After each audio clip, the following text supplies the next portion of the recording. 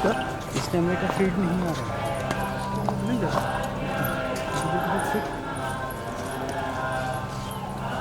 बताइए इतना दूर से ठीक था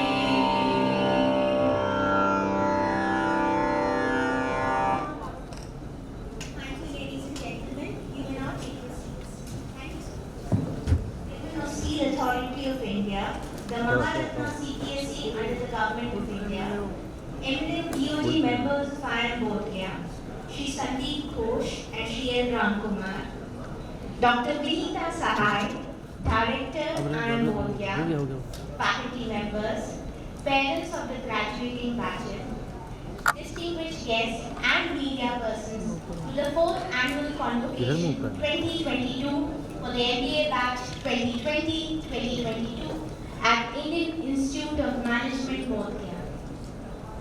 May I now request Shri Sandeep Ghosh, Member of Board of Governors, IIM Bodh Gaya, to welcome the Chief Guest, Srimati Soma Mondal, by presenting her with a bouquet. Arjun General Center.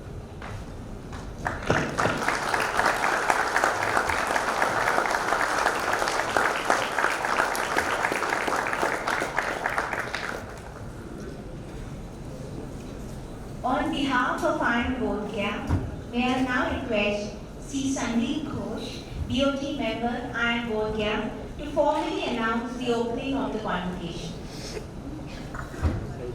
I declare the convocation 2022 open.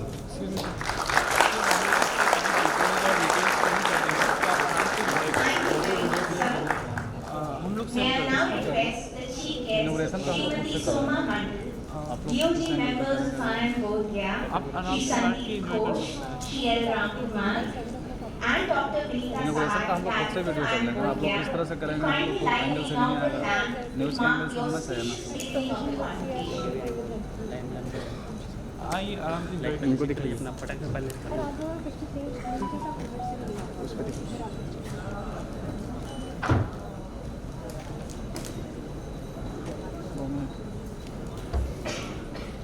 Shubham करोति कल्याणम आरोग्यम धन संपदा शत्रु बुद्धि विनाशाय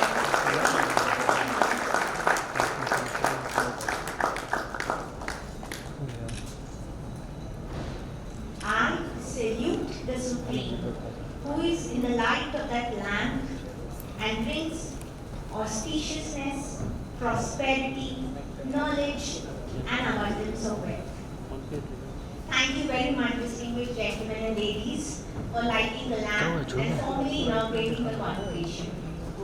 As is customary and auspicious, we begin the proceedings of the convocation with the rendering of the Saraswati Mandala, where we invoke Goddess Saraswati, the goddess of learning and knowledge, to bless and guide us for success in what we are about to undertake. I would like to invite our student volunteers, Chirag, Koena, Rakul and Shri to render the Saraswati Vandana.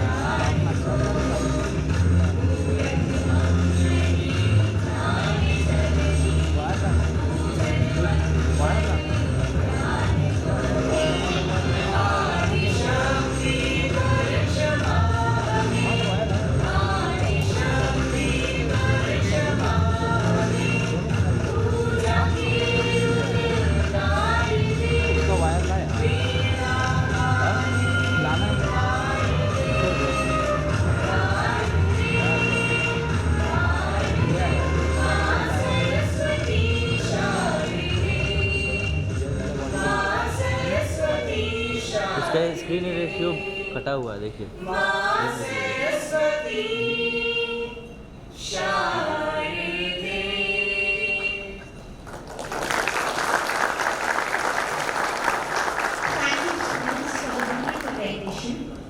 The souvenir titled 4th Annual Convocation has been published to commemorate the auspicious occasion. Srimati Soma Mondal to release the souvenir.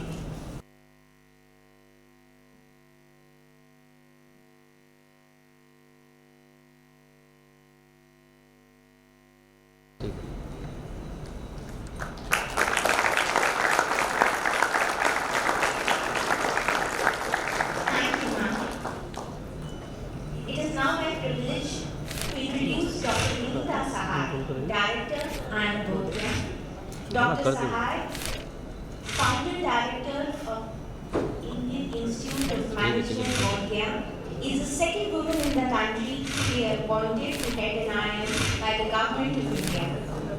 Prior to joining IIM Bodh Gaya,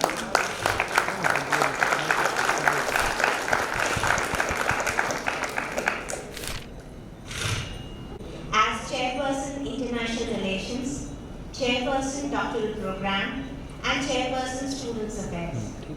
Dr. Sahai secured first class with high ranks throughout her academic career. A gold medalist in economics in her master's, she pursued her PhD in marketing. She has about 27 years of experience in teaching, research, consulting, and executive education. She was a visiting professor at Aarhus University, Denmark for over a decade and has widely traveled the world. I now invite Dr. Vinita Sahai, Director, IIM Bodh Gaya, to kindly come to the podium and present the highlights of the Director's Report for the year 2021-2022.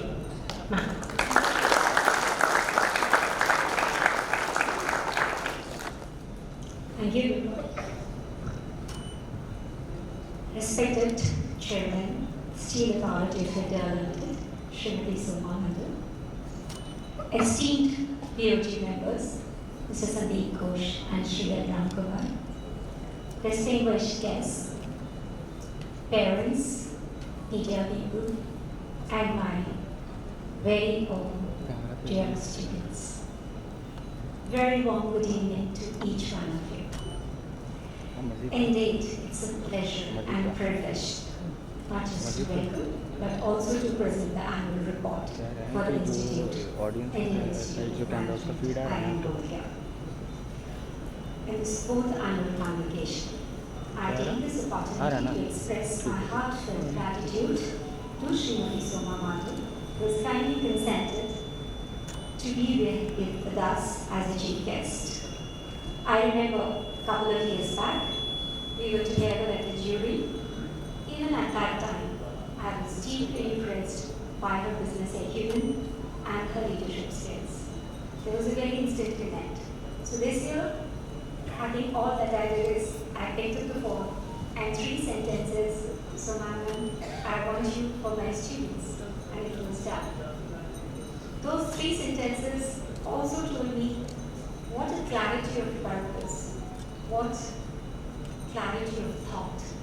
No wonder glass ceiling could not remain, especially in this male-dominated steel sector. What a privilege to honor the first ever lady chairperson of such an iconic institution.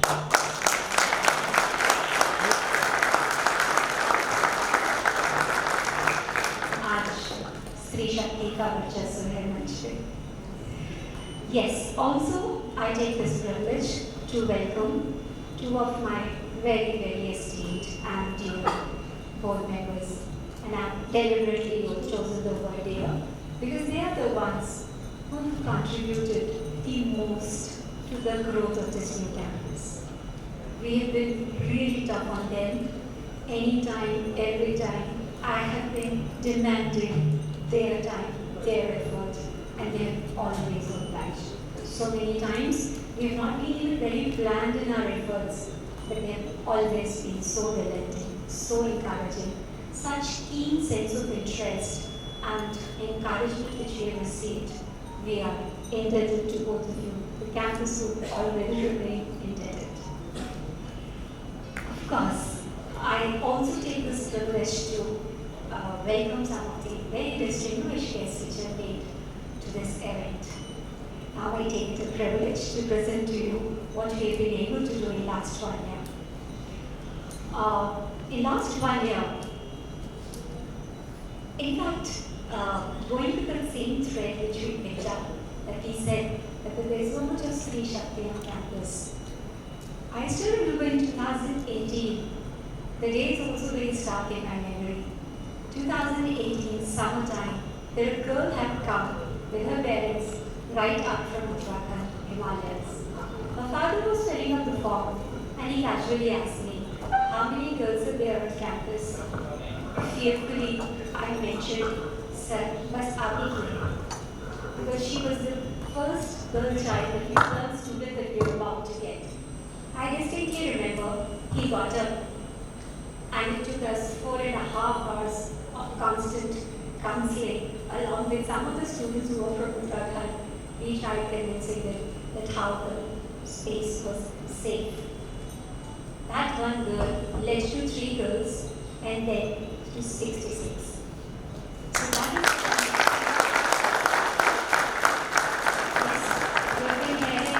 Beti Bachao Beti Padhao मुझे always felt big slogan से कुछ नहीं होता बेटियों को आगे जाके पढ़ाना पड़ता है. I still remember my honors team. They actually made space for her in academic block.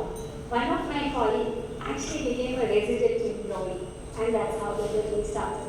And today I feel so proud when these young girls are getting role models like I found people like Soma Mondal. You know, this is an example that glass or no glass, there are no ceilings. When there is a grit and determination, commitment and delivery. So girls, that's the moment we've all been waiting for. Now coming back to what we've been doing, yes, in the last 1 year, we have been really, this is the 7th year of our existence, and of course we are a young business school and we keep taking pride, especially as a marketing professor. I borrowed a very common slogan, we are young, so we try harder. So in almost all our endeavors, that youthful energy shows up. We have with us a very central value called mindfulness. Again, I remember in 2018 when I joined, my students were already calling us as land or an enlightening IIM.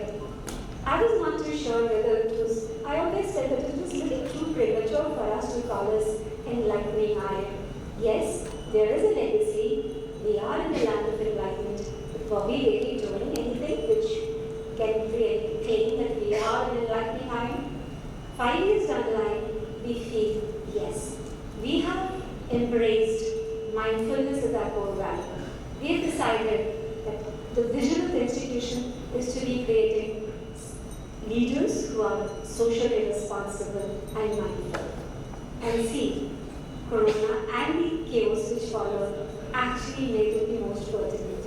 In all the senior IIMs, we always knew that every IIM was known for something. So we knew that IIMBG was known for its strategy, and Calcutta was known for our decision sciences. So we thought it so pertinent that let's be known as Center for Mindfulness. School where we are really trying to make our leaders who are socially responsible and completely not just self-aware, but also aware of the surroundings outside. So this is the 7th year of our existence, and in this year, assistant in the academic year 21-22, we have 13 faculty members who have joined us, all from premium institutions like IIT and IIM, taking the total number to the total staff and faculty members at 60, and 7 non-faculty people have also joined us this year. We have decided amongst the team that we would be taking a pioneer step in implementing the NEP policy. That is the reason that this year we started the first program, which is an undergraduate level, the 5 years integrated IPM course, which allows a student multiple exit levels. Also, complementing the spirit of NEP, we have started collaborating with institutions like IITA and IIMS Patna so that we can do some management capacity building amongst the engineering students as well as the MBBS graduates. So that those are the steps in which we are trying to implement NEP in our own earnest way. In terms of, yes, the most critical part is building up of the permanent 60,384 square meter of state-of-art campus. The campus construction is in full swing. We've created an audio visual to give you a glimpse of what has been going on. There has been fundamental, what to say, when I remember, people used to say that in Bihar, the campus construction takes at least a decade. I remember When we started our campus construction sometime in December 2020, we gave ourselves 2 years. We don't like to use the word COVID, but yes, there has been some impact. So hopefully by end of 2022, we should be able to move into our new campus. There is going to be academic block, auditorium, medical complex, yoga complex, and needless to say, 600 state-of-the-art hostels and academic blocks. So every individual in our campus right now is waiting for that moment to happen, whether it is the students or my faculty colleagues. In fact, yesterday when we were doing rounds of the campus under construction and flats under construction, my board members were complimenting that we felt like staying back because the campus is really coming up very nicely. Now about the programs and the academic excellence that we are pursuing. Masters of Business Administration is our flagship, what we call it as plain vanilla and our pride. In this year, we had in the academic year 21-22, under the chairpersonship earlier of Mr. Sabyasachi and now Dr. Rachna Patra, and in between like routine, we have been able to get 182 students graduating this year as the batch which is graduating. And the current batch we've been able to add 215 students by the persistent and untiring efforts of our chairperson admissions, Mr. Prabhat Ranjan. IPM, as I just mentioned, it was another course which we started in academic year 21-22.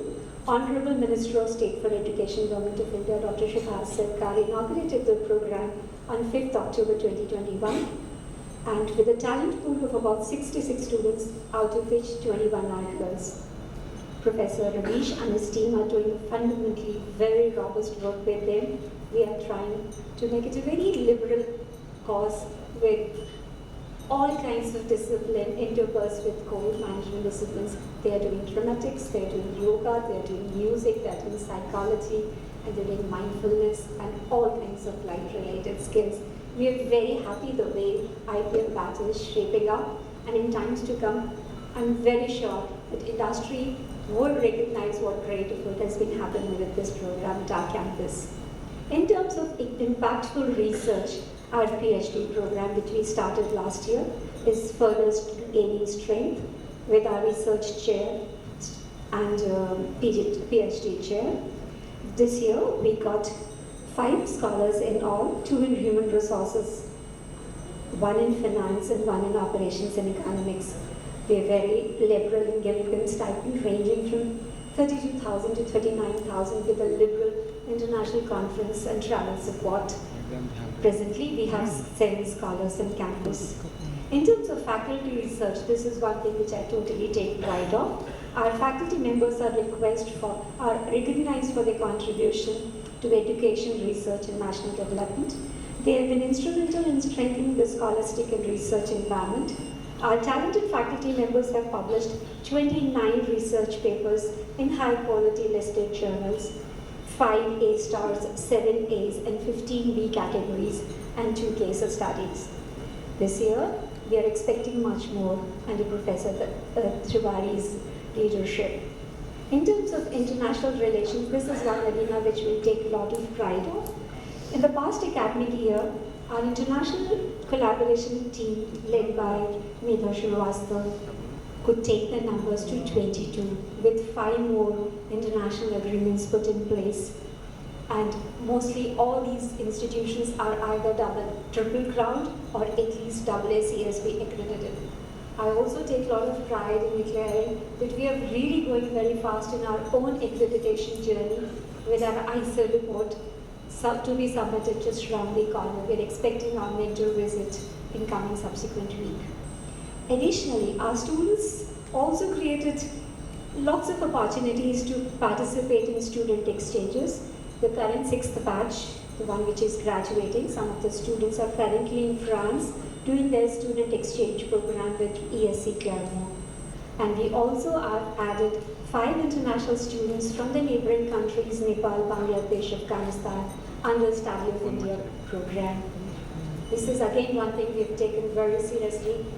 We all have understood that India needs to be the destination for education in times to come. So when the Government of India started Study in India program, we actually joined it with the writer list. And sitting somewhere here, we have a girl from Nepal, Rupam. She's the one, it's like, I call it as a poster girl, because how India as the big brother is going to touch lives, is going to touch students from this region at least, so that in times to come, we actually become a force to reckon with when it comes to international education. We are also trying very sincerely, even otherwise beyond our Study in India initiative, to get international students.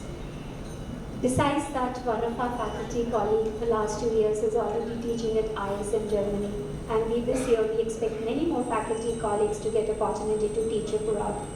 We also have added 5 adjunct professors, and very soon we're going to add 4 more. These are all international professors from very reputed organizations taking specialized elective courses in our institution. Because we have always felt that we are in the land of Nalanda, where scholars from all over the world used to come and study here. So some baby steps, but all that in the direction of regaining that past glory, in the direction of creating this land once again to be the destination for knowledge. We are also very happy to announce that going with this whole concept of establishing mindfulness as our core value, and in our attempt to create socially responsible leaders, we have set up a center called Samatva under the guidance of Professor Nidhi and Tina. This center has been doing fundamentally very robust work. So every week we have meditation sessions with the students. So again, we say that these are not just the lip service. We actually are trying to make it a part of the life of our every student. Samatvam also had an international conference where more than 182 authors had contributed 104 papers. This 3-day event attracted a lot of scholars from across the globe. Some of the distinguished dignitaries and speakers included Ruchika Singri, ex-head of Wellbeing and Google Worldwide, Dr. Richard, CEO Search Insight, Dr. Richard Badham, University of Sydney, Dr. Scott, just to name a few. Another thing which I've always been, as a team which we had always decided, that yes, why management in school in India should only be known for job seeking. We were very clear that right from very beginning, we want to be job creators center.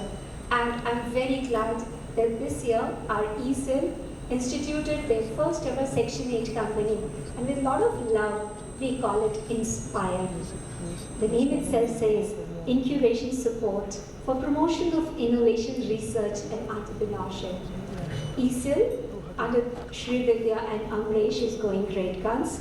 And of course, one of the students graduating here, Puriyush Pala, and the entire team had done fundamentally very, very good work. They have launched the website, and now we are already a host institution for MSME, and we are expecting perhaps next year I'll also make one major announcement regarding our incubation center. So this is one step which we are very, very proud of. Not to say that in the last 4 years we have been making preparatory grounds. We have been conducting a lot of boot camps, a lot of training sessions, our own program, what we call it as YES. Yes, so we have already conducted 3 rounds of YES. And this year in that YES, we've been collaborating with NABARD, and Chairman of the NABARD, Mr. G.L. Chintala, had been here with us to encourage our students. Executive education is again one area where we thought we should be adding value to the geography.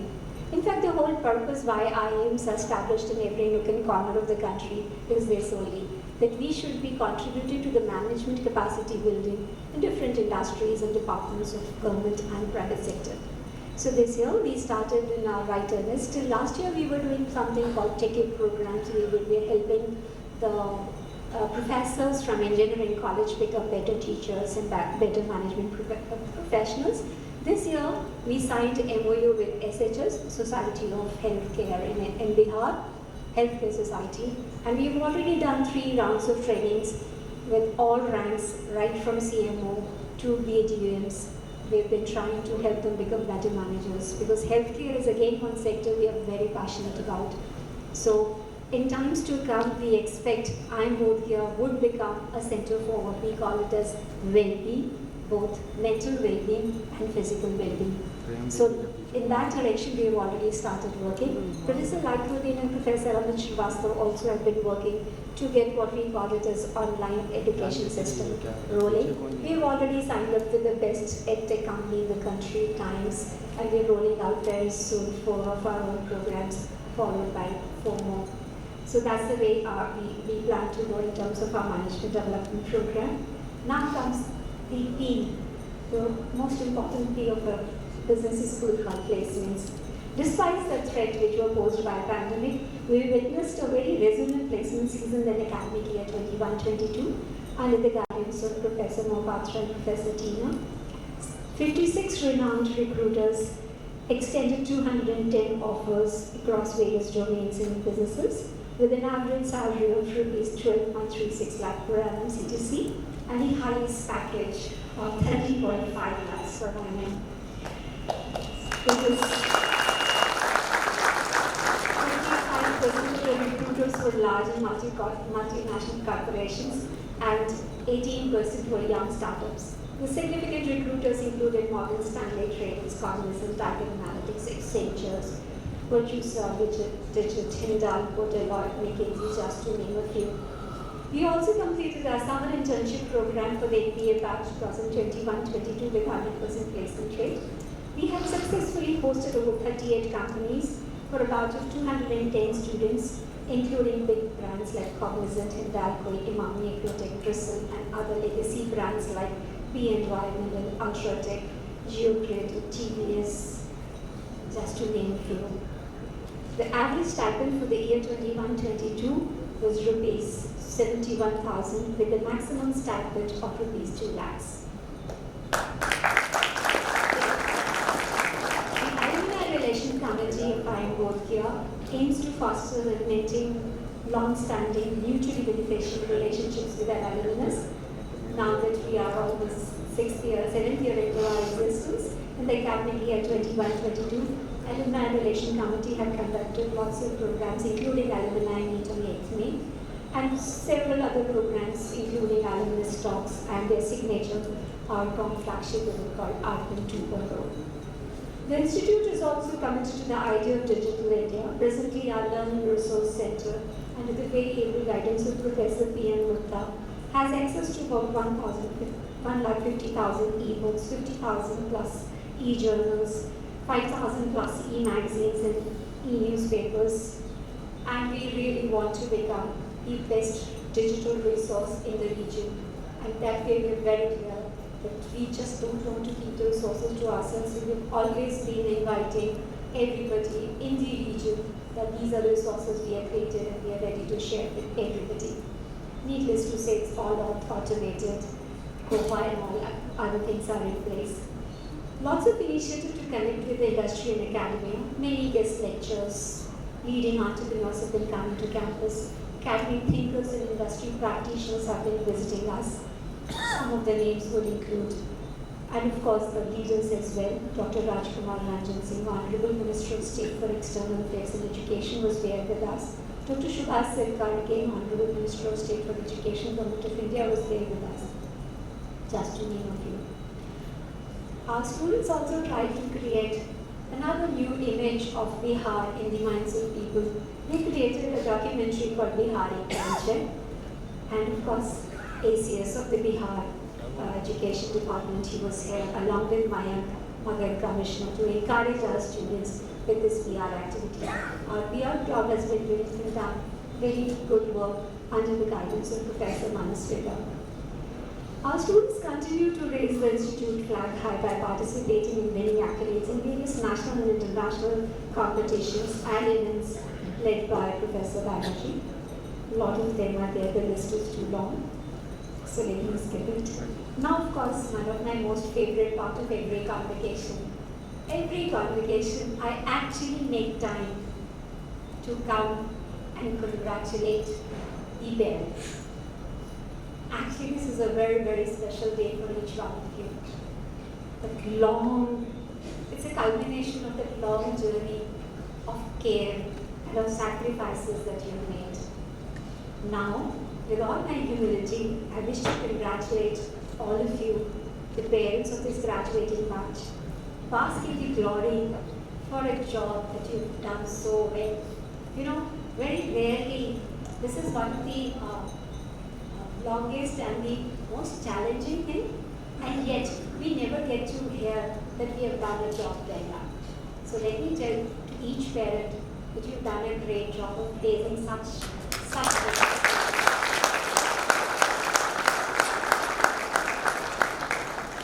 sure they're going to make you proud all your life. But going forward, please allow them to live their dreams, do whatever interests them, and whatever suits their intellectual capabilities. And finally, to the stars of this stage, that is to my very, very own dear students. We hardly saw each other, and we saw each other only on digital media.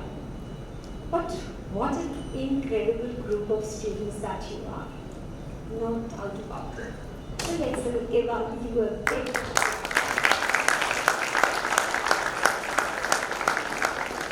My team keeps saying super intelligent, super energetic, super engaged, and super resilient. This is some of the ways in which we describe you behind your back, because we hardly got to see you. I know this was for you most of the time in online media, but how you adapted is something which we are extremely, extremely proud of. You took on this challenge of this pandemic, and of course you succeeded. No one can boast what you have achieved, for that you and your families and your friends, of course, must be mighty proud of. All of you are now officially joining the real world today. Take a very indelible mark. I've always felt like sharing it with you that no matter where you go, the first thing which I've always, I think, endeavors, whenever I got time, I've always asked you that take pride in who you are. Take conviction in everything which is ours. Do it with all your sincerity, and believe me, rest everything which we clamor for, which we look for, name, fame, money, is always and always a byproduct.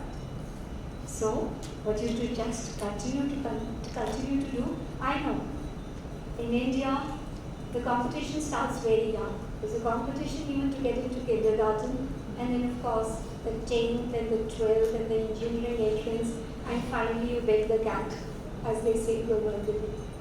And today is the day, after all those years of hard work, all those years of sincere, diligent effort that you put in. But let me tell you, till now there was always a syllabus and textbooks to follow. Now you are entering to what is known as life, and there is no prescribed syllabus, and there are no textbooks to fall back on. Every problem will just make you think, and your responses, your reactions are going to make the difference. I'm so sure we would have done some effort, we would have had some impact on your thought processes. The entire team would have helped you gain some perspective, and with that perspective you'll be able to sail through life. And we are very, very sure of that. Because only thing that you have to remember is just never let yourself down. Just give your 100%, and giving 100% itself is enough. Just don't compromise on what we call it as second-rate performance. Not that I have any doubt about it, but I'm so sure you will continue to live with discipline, commitment, and the self-awareness that you become aware of in campus. Now, with this, I think I would end with something which I've always felt has always resonated with me. It was a poem by Robert Frost, which in the end says, I shall be telling this with a sigh, somewhere ages and ages hence. Two roads diverged in the wood, and I took the one less traveled, and that has made all the difference. So have courage, have conviction, all that you have, the ways that you'll be equipped with, take courage and always take the road which will be possibly less traveled by. And last but not the least, something which my team was a part of coining, so we just really love it, which is the motto under our logo. It says, Sabbe Bhadrani Parsant.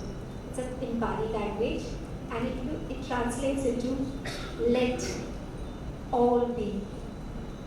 Let's all witness all good happenings. That's really the crux. Let's all witness all good happenings. So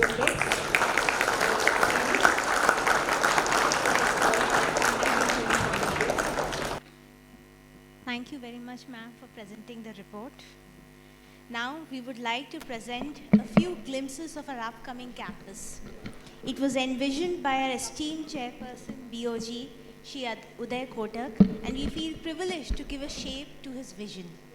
The video is divided into two halves. On the left side, we have the architectural vision. The right side is representative of the current status of the campus. The video.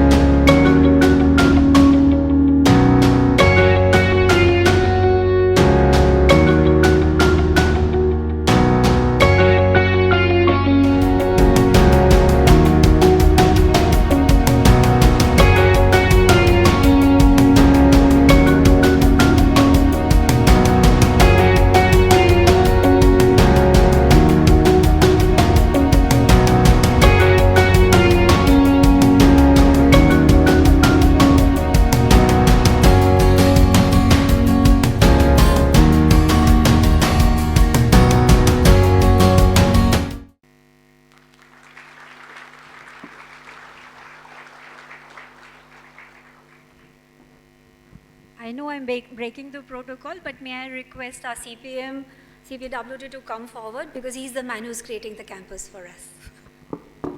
Please, sir.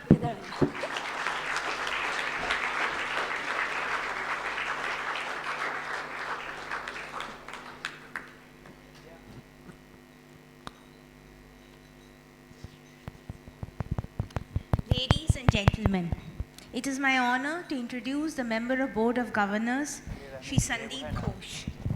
He has been mentoring and inspiring us throughout our journey. Abiding by the norms and customs of the official ceremony, I'd like to present a brief account of Shri Ghosh's life and achievements. Shri Sandeep Ghosh was the founder director of the National Institute of Securities Markets.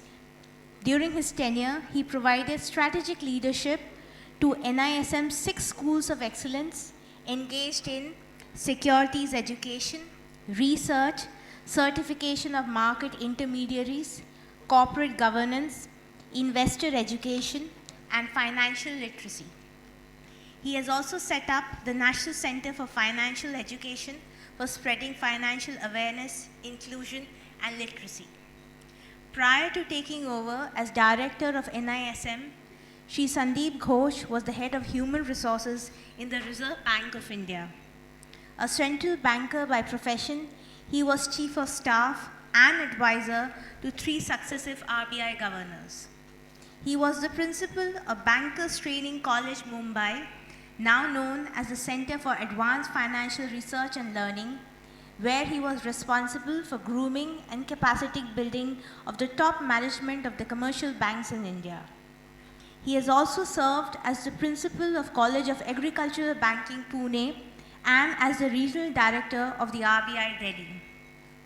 His knowledge of job markets and workplace effectiveness, coupled with his experience both within the country and abroad, provide a comprehensive perspective to institutions in formulating policies on future of work, learning and development, performance, and talent management. During his career, Shri Sandeep Ghosh has received several prestigious awards, including an honorary doctoral degree by the Sikkim University. He is also a member on the boards of national and international business schools and companies. May I now invite Shri Sandeep Ghosh, member of Board of Governors at IIM Bodh Gaya, to kindly come to the podium and deliver the welcome address.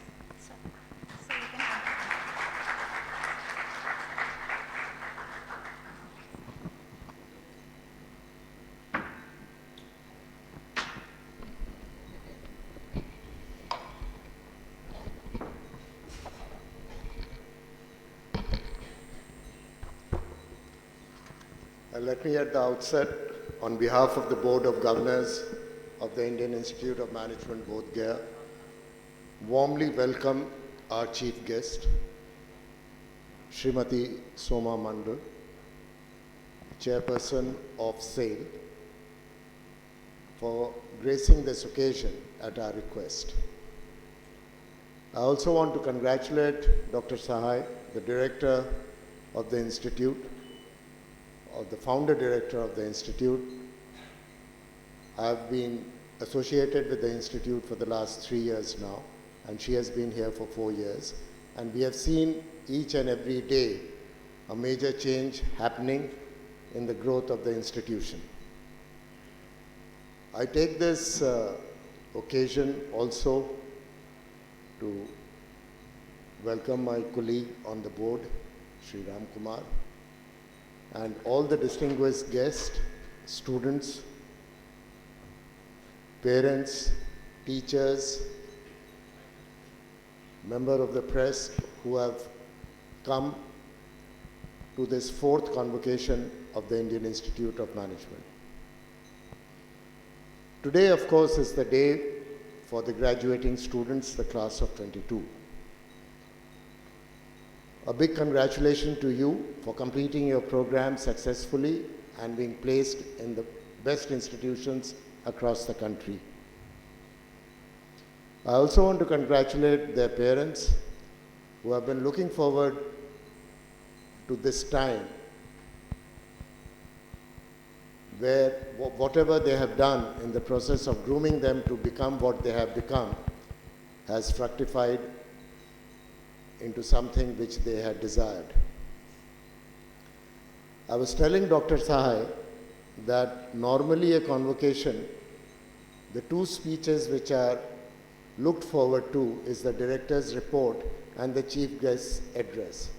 Remaining all are commercial break, who come in for a time to just provide some change in communication. But given the opportunity, I would like to say a few things to the students who have graduated and are now placed across the country. It is going to be an unending challenge to see you become what you can become every day. But always remember one thing: for things to change for you, you have to change. Nobody else will change. Always remain on the roller coaster of learning, unlearning, and relearning. If you don't unlearn, relearning would become very, very difficult, especially in today's time. Use both the left and the right side of the brain. In the 20th century, we were very successful using only the left side of the brain, which is analytical, which is logical, which is good with numbers, which is today's picture. But 21st century, this is not all. You have to be creative, you have to be innovative, you have to be colorful, you have to be music oriented, and you have to be holistic. And that is the right side of the brain. Wherever you work, lead from the right and manage from the left. It will always prove to be good. If you try to manage from the left, manage from the right, life would become very difficult. The future is coming faster than what we had thought. The levers of mind, like computers, internet, and Google, they only help us to free us from our day-to-day activity so that we can do more. It is nothing else. It just, if you manage this well, if you manage these levers well, they allow you to do more. Know yourself and believe in yourself. Unfortunately, most of the time, we are busy wanting to know about other people. And in that process, we forget who we are and what we want to become. 21st century, it is only YOU, nothing else. Either you are there or you are not there. One important thing which has now become very important is to have a good network and divide your network in 3 groups. I have done that and I have found it very beneficial. One is, the most important network is the accelerators. These are your mentors, these are your coach, these are your counselors who can put you on the right path whenever there is a problem. Then have a network of people who will facilitate in your day-to-day operational deliveries. These are your friends, peer groups across the country. And finally, have a very strong network who will support your emotional background. These are your friends, families, who have nothing to gain from you. They are only emotionally attached to you and would like you to be successful wherever you are. Remember to have all these 3 networks. Also, one more thing, make friends when you don't need them, so that when you need them, they are there for you. I am quite surprised. Thousands of people request for a LinkedIn Connect. And as soon as they connect, the next thing is they post their resume and say, "Sir, can you do something for me?" To these people I say, make friends when you don't need them, so that when you need them, they are there for you.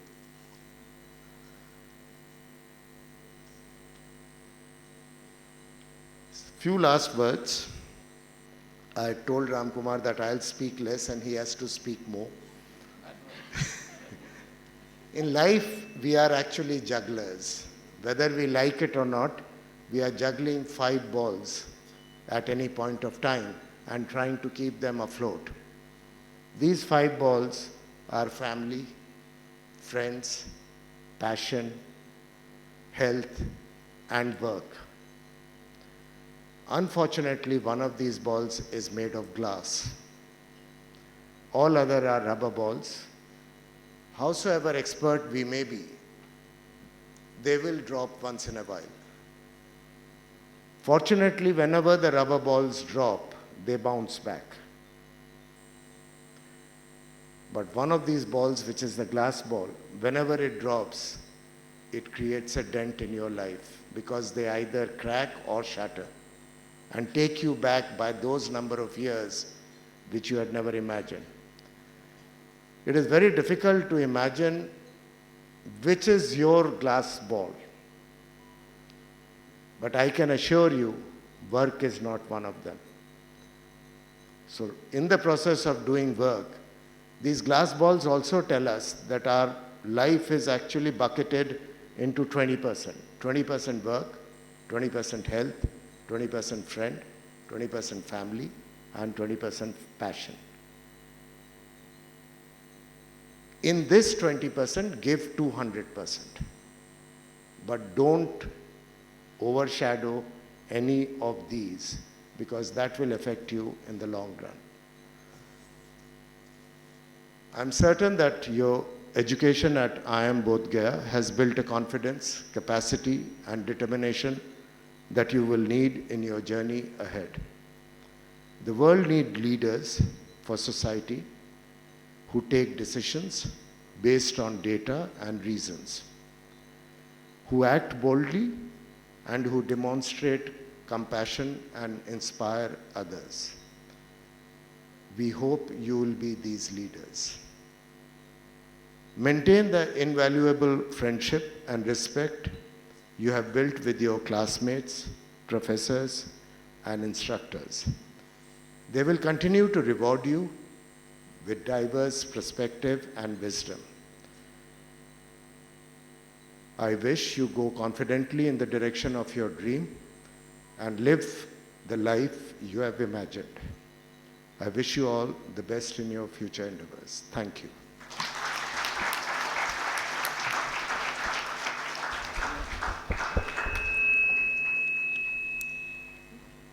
Thank you, sir, for the most wonderful and enlightening address. Thank you. Ladies and gentlemen, it is now my privilege to introduce the member of Board of Governors, Shri L. Ramkumar. We are grateful for his direction and encouragement at IIM Bodh Gaya. Abiding by the norms and customs of the official ceremony, I'd like to present a brief account of Shri Ramkumar's life and achievements.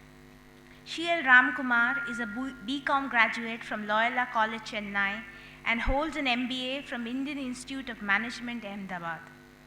With over 40 years of experience in varied sectors, he has headed many businesses, and he has been part of the boards and committees of listed companies over the last 25 years of his career. Shri L. Ramkumar is on the board of Shanti Gears Limited as their chairman, and as independent director on the board of Agarashi Motors India Limited. Moreover, he is on the boards of Great Cycles Private Limited and Creative Cycles Private Limited based in Sri Lanka. He is a member of the Chennai Angels as an investor. He also mentors startups at IIT Madras Incubator Cell. Shri Ramkumar served as a managing director of 2 Investments of India Limited till August 2018 after a successful stint for over 10 years in the position. He was the CFO of the company before moving into a business role. He was the president of the Madras Management Association between 2018 and 2019. He was also awarded the Business Leader of the Year 2018 by Loyola Alumni Association.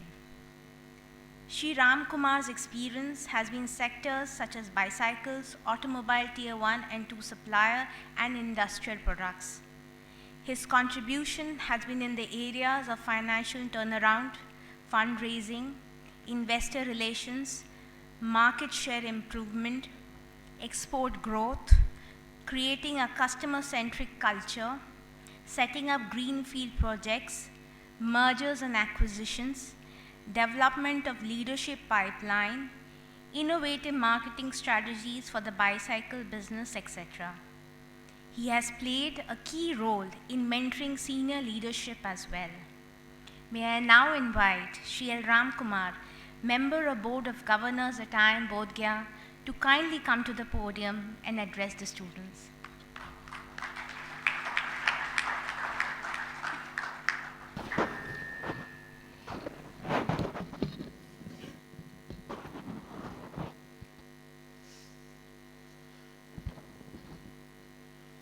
Respected Srimati Soma Mondal, Chairperson SAIL, my co-board member, Mr. Sandeep Ghosh, Director Dr. Vinita Sahai, other distinguished guests, members from the government, diplomatic corps, faculty, and most importantly, the graduating students and their parents. A very good evening to all of you. I have been privileged to attend this convocation. The first time ever I got a chance to attend after I got into the board, I could not come for some personal reasons, and then the convocation did not happen for a couple of years as well. So it's a very proud moment for me, and I have great pleasure in congratulating the team of these graduating students, the class of 22. Let us all give a big hand to all of them.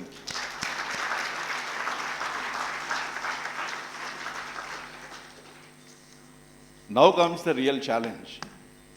Everything about the institute has been spoken by Dr. Sahai, right?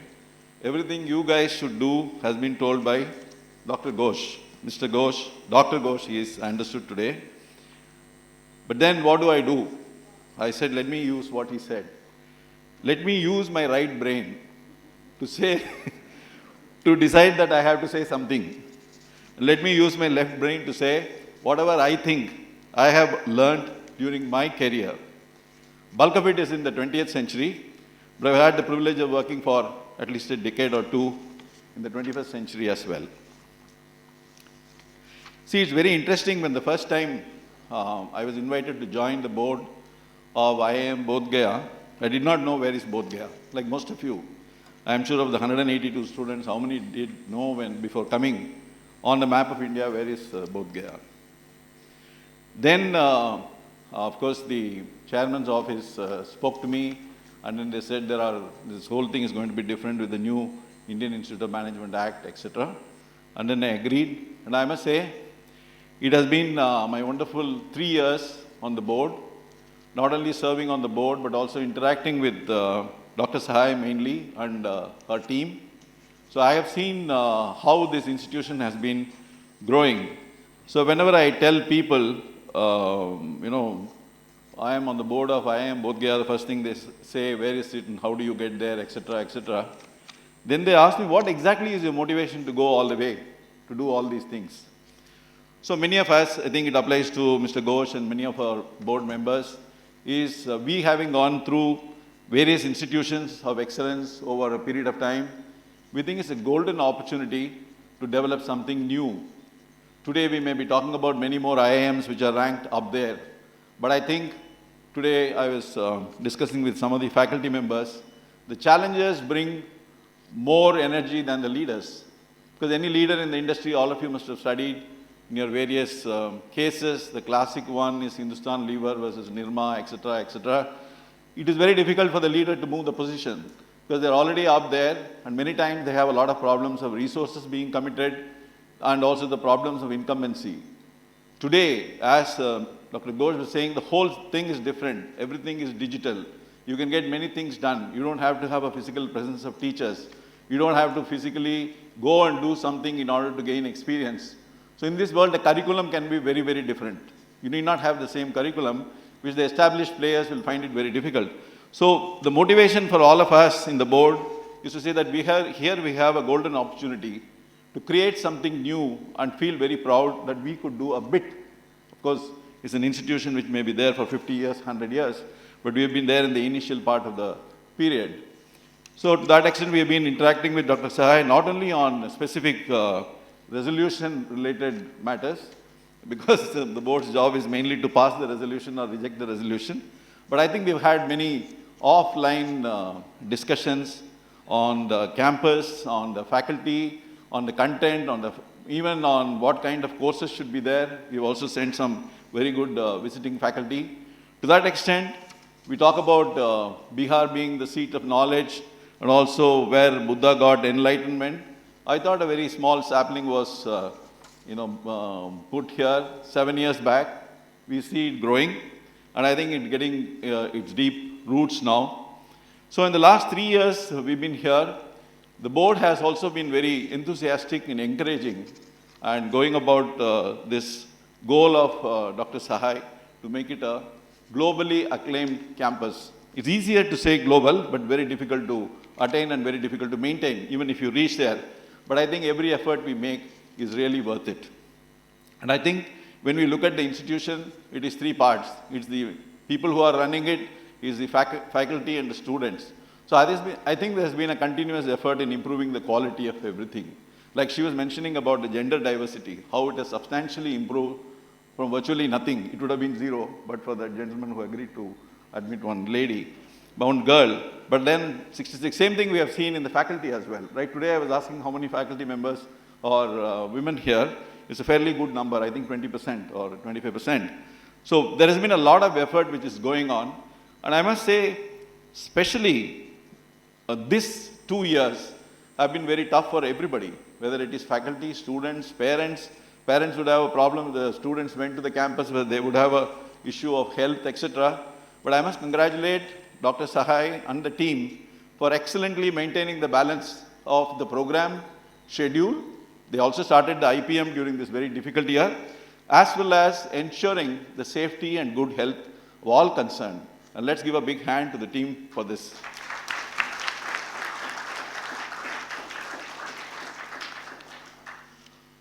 And now I would like a few things to be told to the graduating students.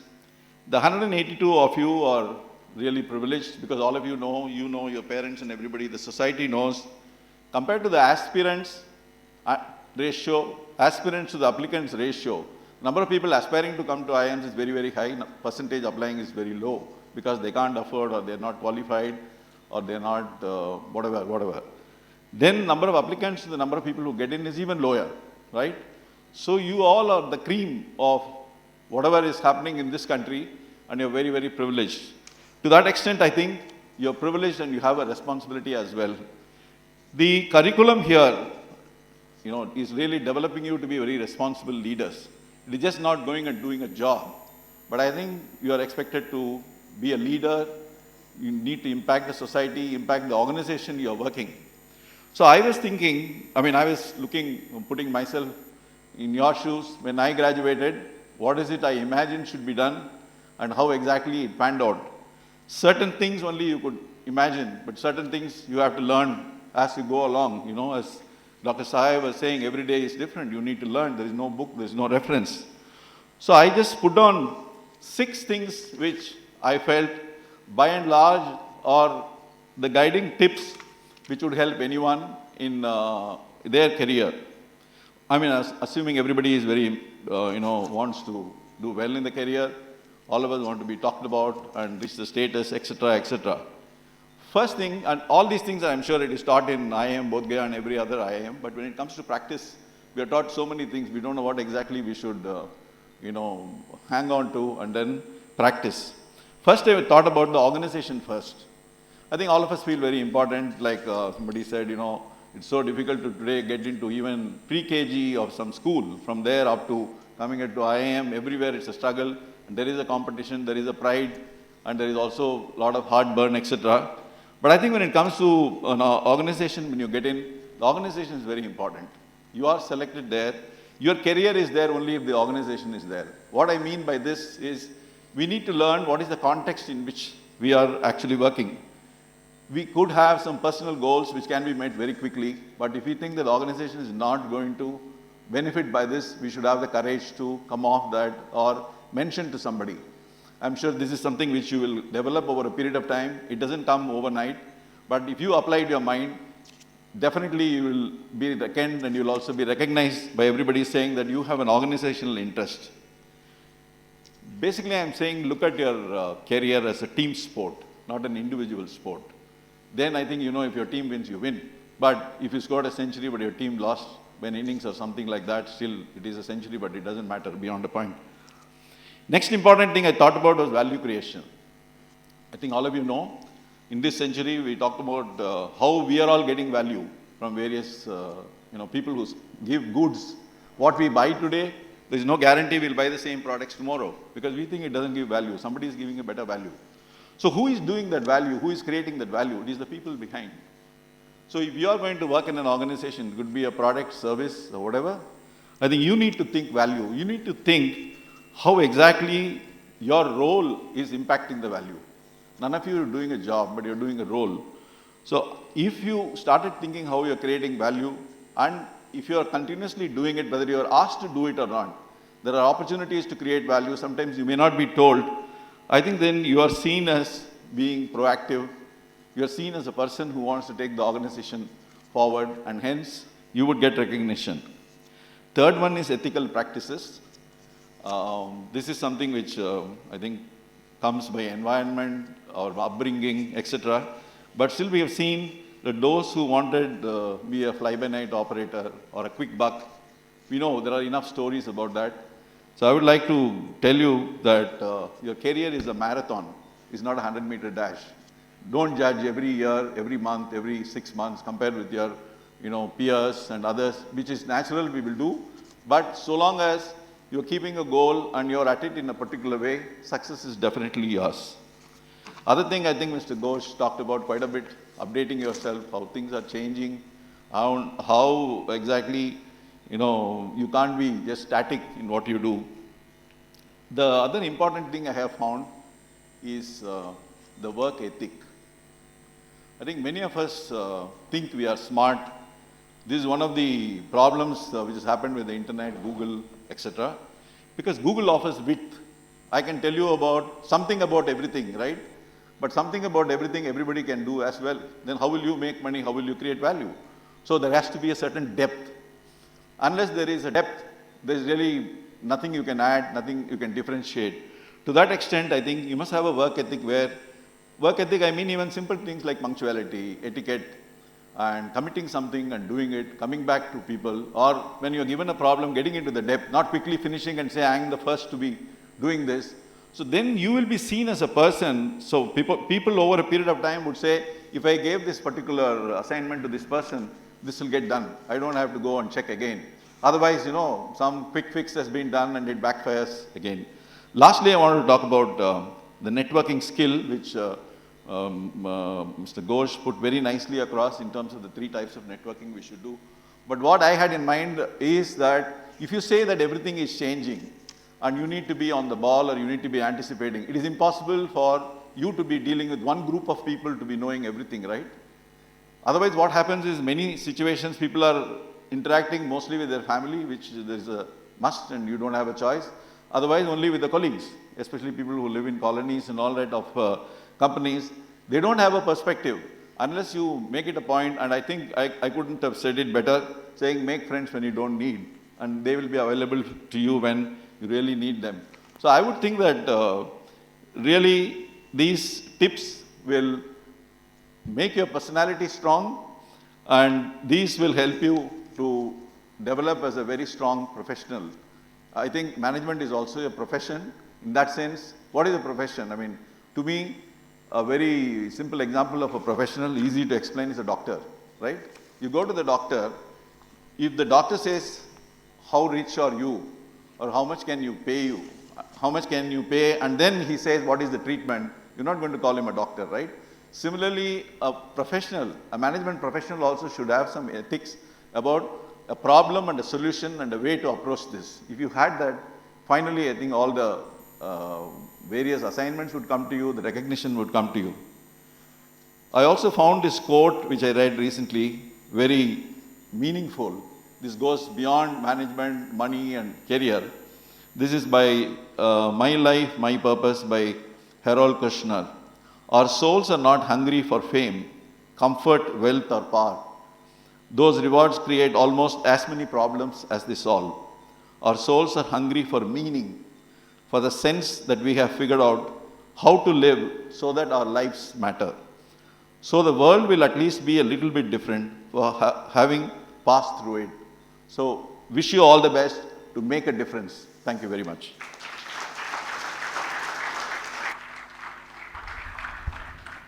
Thank you, sir, for sharing with us today your inspiring thoughts and words of wisdom. All the graduating MBA students will now take the oath from the Director IIM Bodh Gaya. The students of batch 2020-2022 will now rise to take the oath.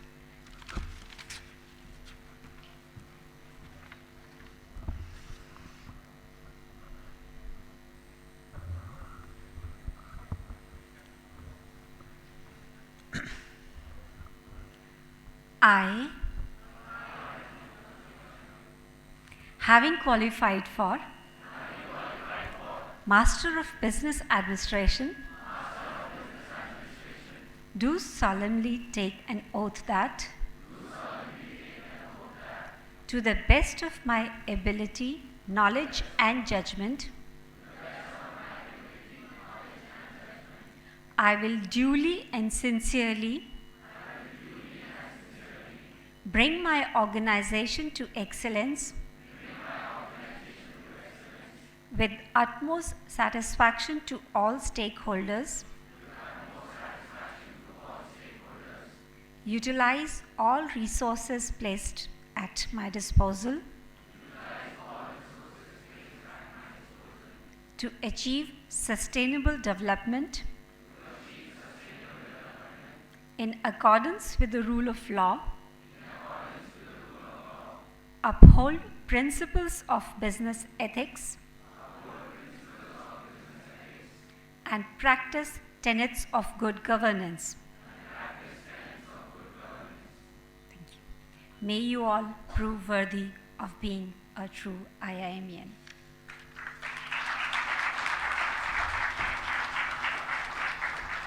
Thank you, ma'am. Students, you may take your seat again. Thank you.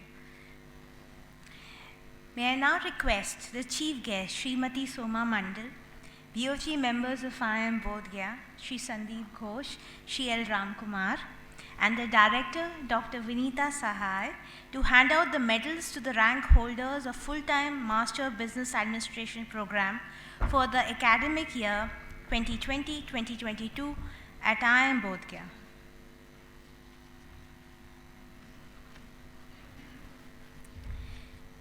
The Chairman's Gold Medal for first rank holder is awarded to that student who has obtained the highest CGPA in the Master of Business Administration program.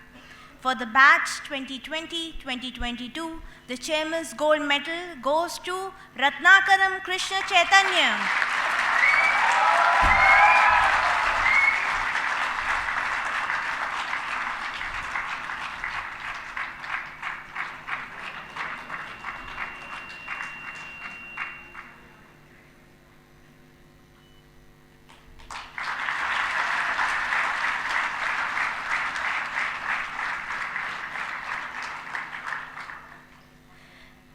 The Director's Gold Medal for second rank holder is awarded to that student who has obtained the second highest CGPA in the Master of Business Administration program. For the batch 2020-2022, the Director's Gold Medal goes to Bonde Pranav Tukaram.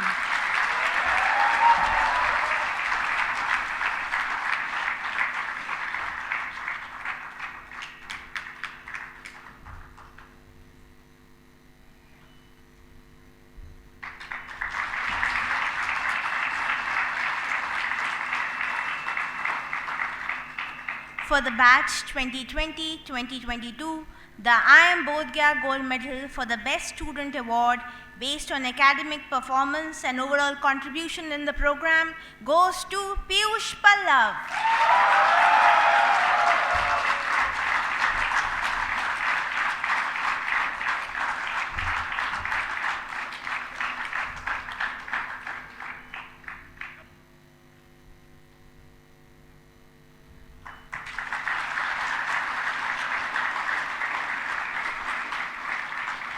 I now request all the medal holders to come together for a group photograph, please.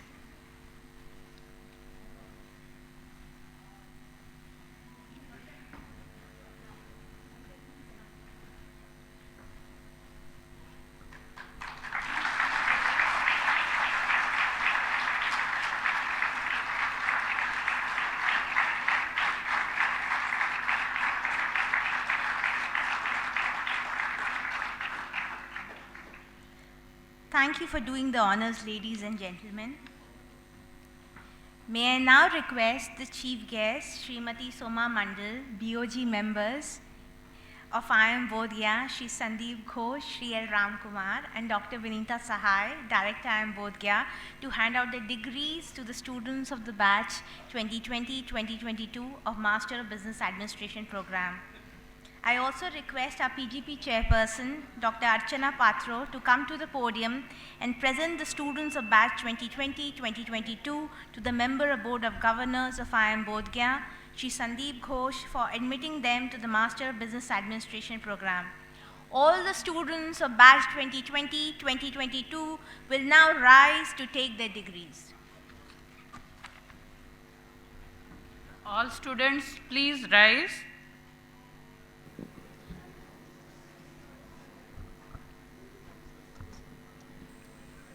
I, Dr. Archana Patro, Chairperson MBA program, present to you MBA 2020-22 batch AG Gokil and 181 others of the Master of Business Administration program of Indian Institute of Management Bodh Gaya and request you to confer the degree to them. Sir.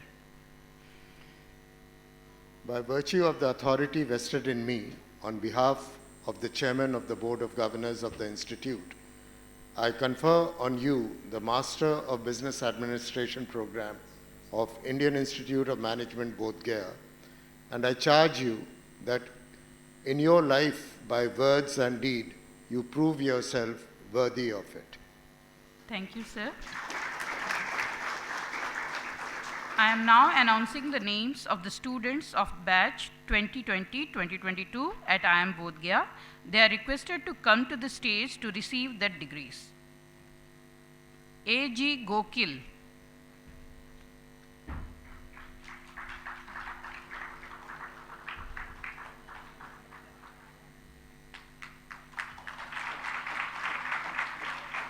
Abhinav Varman.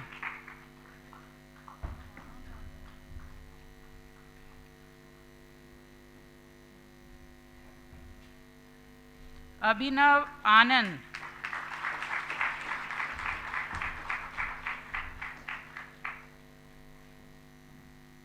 Abhinay Sai Kotakonda.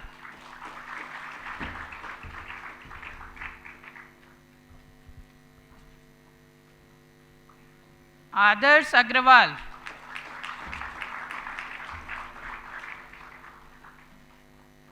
Aditi. Aditi. Akshita Jain.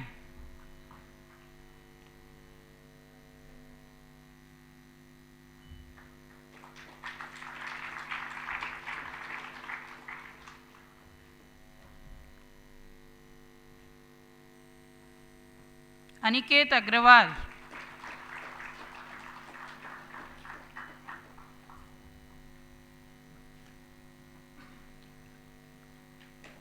Anirudh Nath.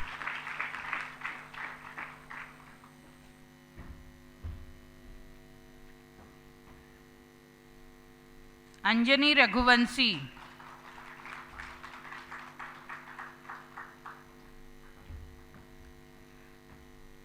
Anupam Tiwari.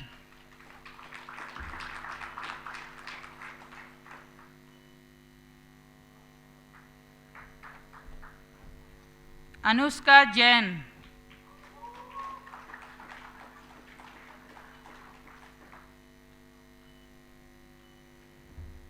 Ashish Kumar.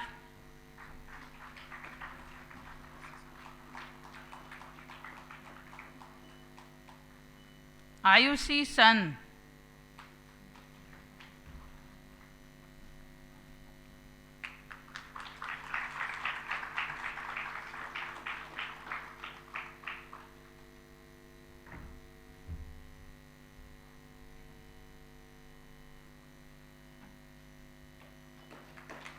Bonde Pranav Trukaram.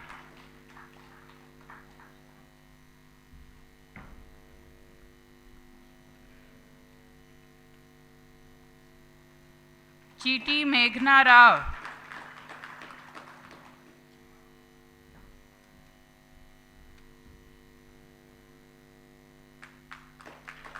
Chirag Gupta.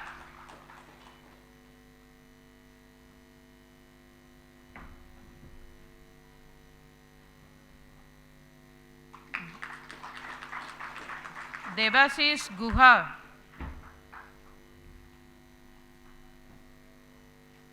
Dipanshu.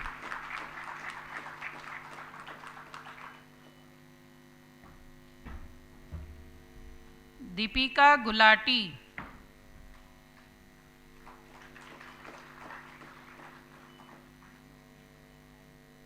Isha Mandal,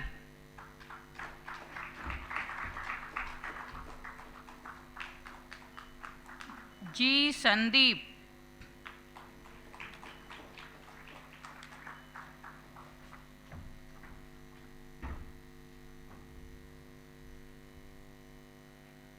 Hemant,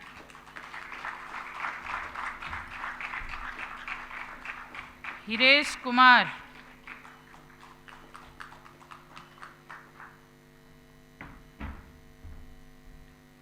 Imran बासासी,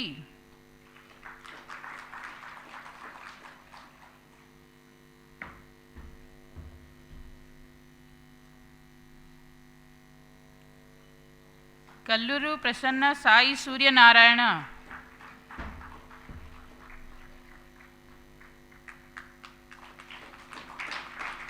Chris Desai,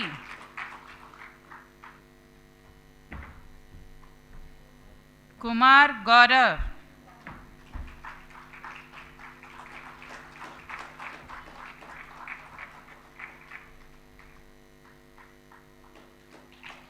Kunal Garg,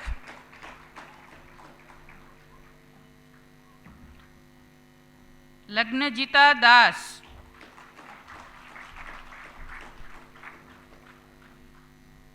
Manjula Singh,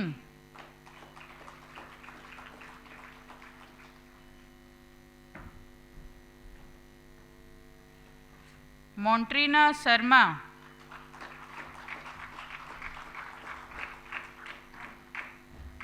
Mrinmayi दास विश्वास, नवज्योति दास,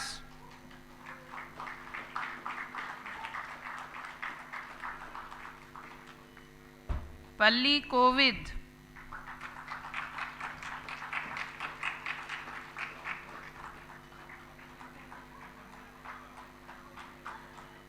पल्ली कोविद, पूजा कुमारी,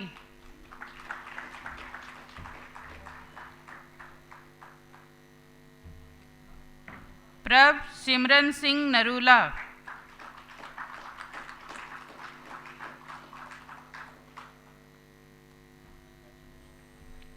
राघव सिंह,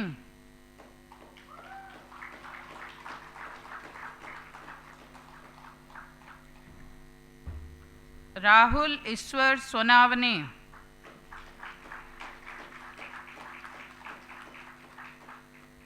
रत्नाकरम कृष्ण चैतन्य,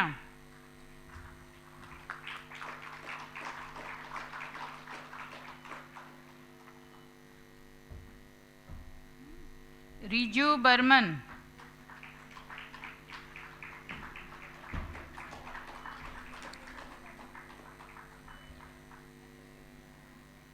ऋषभ लकड़ा,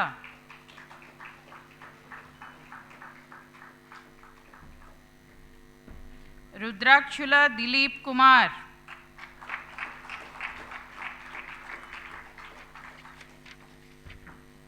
SVR श्रवण लक्ष्मी,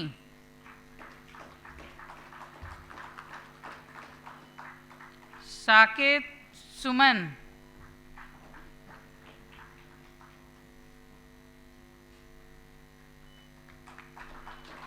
समेता उदय नरसिम्हा वर्मा,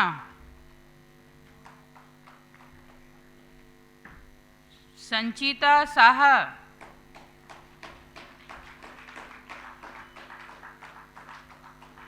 सारा we Gajbhiye,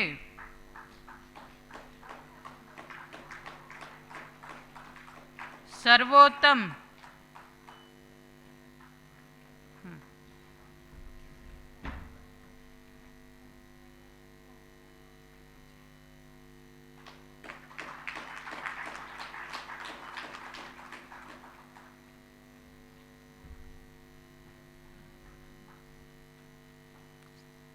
Shivam Mittal,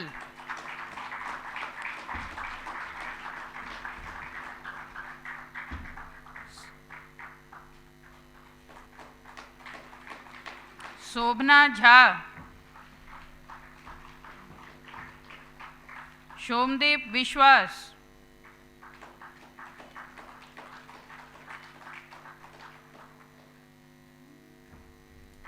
Soumyajit सरकार,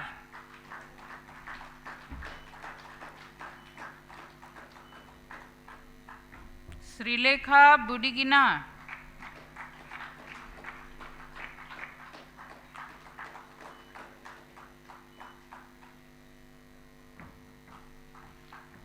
सुरभि,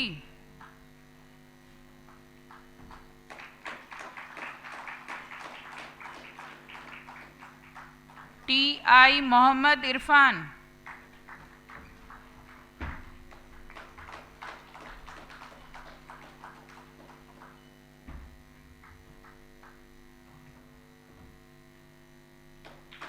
वैद जैन,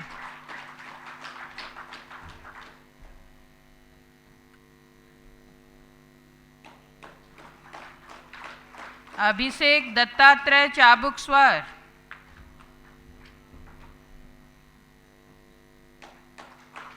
अभिषेक कुमार,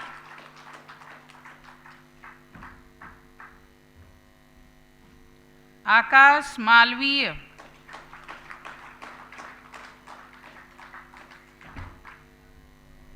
अंकित Namboori,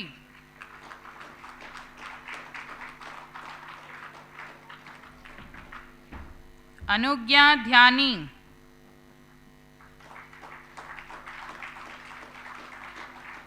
Anusha Dubey,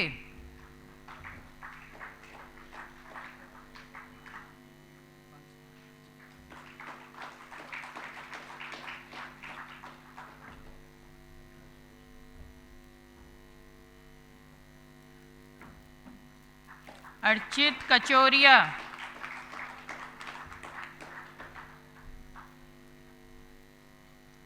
Ayushi Gupta,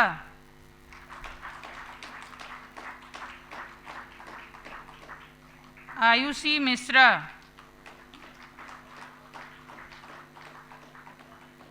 B Pratyushi बाला,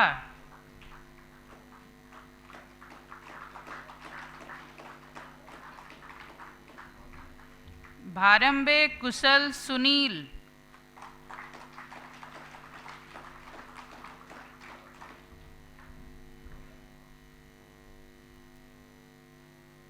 बोनागिरी मल्लिकार्जुन,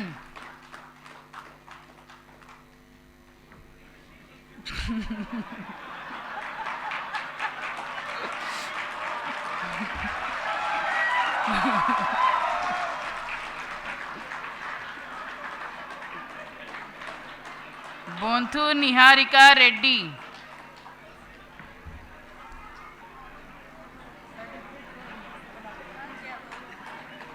गुप्ता आदित्य राजेश कुमार,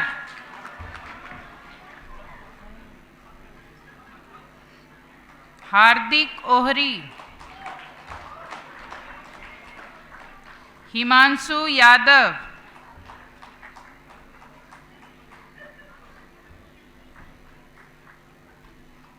कशिश अरोड़ा,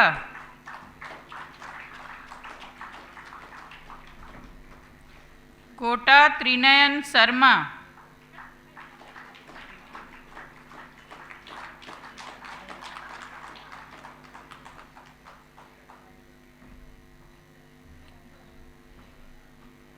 लया Wilson,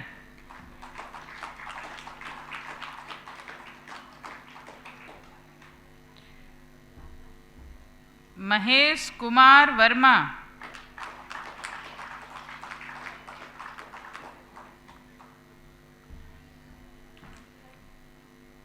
Malay Srivastava, Malhar Ganti,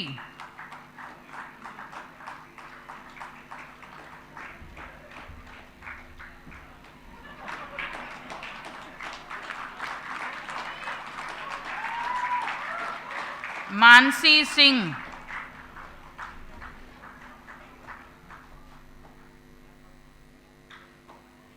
मुस्कान सिकरवार, नेहते कुशल शशिकांत,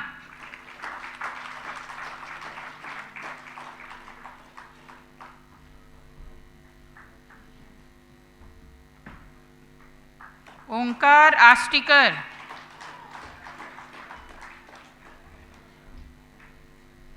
पांडे आशय विश्वास,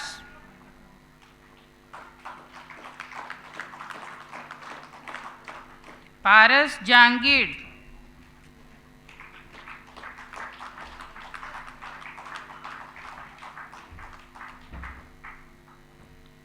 पारुल शुक्ला,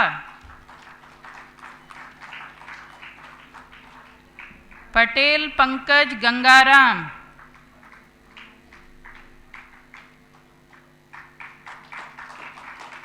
प्रीति कुमारी,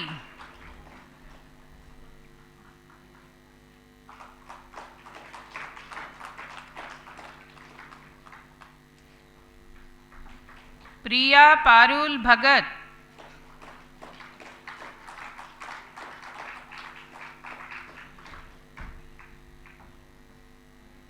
पुनेश मिश्रा,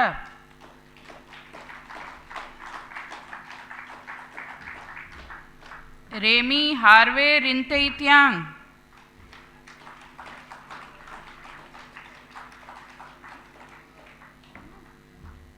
रोशन कुमार साहू,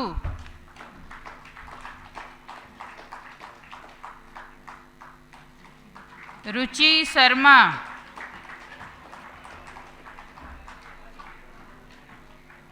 समीक्षा नाथ,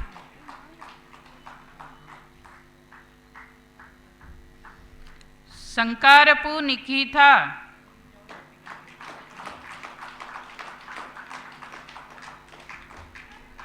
सायंतन हलदर,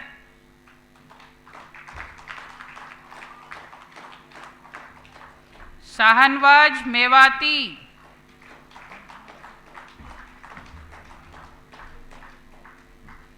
शालिनी,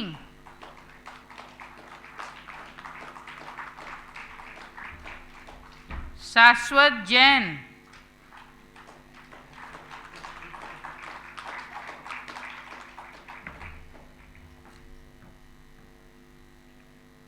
सवा निखिला यादव,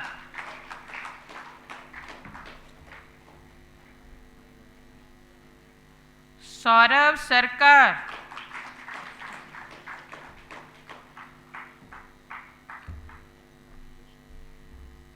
स्तुति जैन,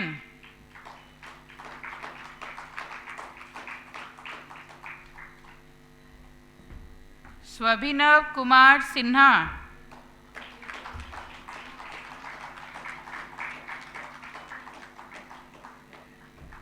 उत्कर्ष राम त्रिपाठी,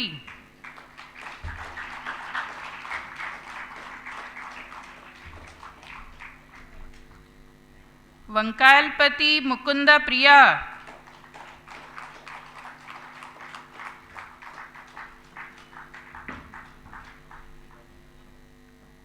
वर्तिका नित्य,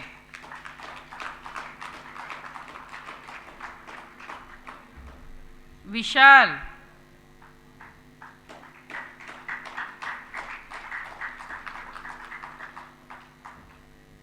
अभिलाष एन राव,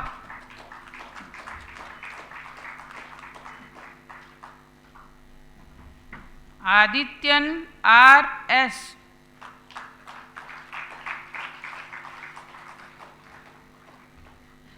अनंत राजन मिश्रा,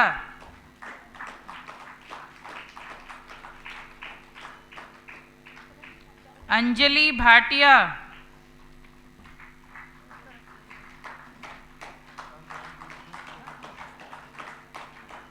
अनुभूति,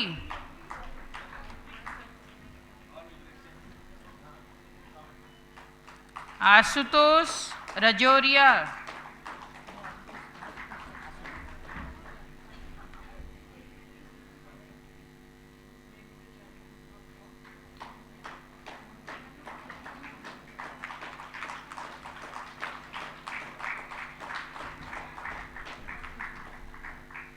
Ayush Kumar,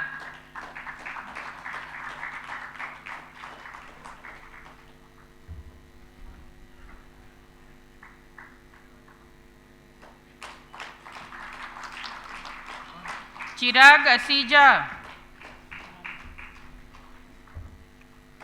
F. Lal Raman Gaka,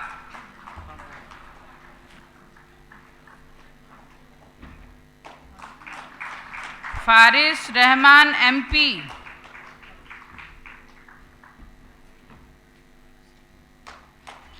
G. Absi Meghna,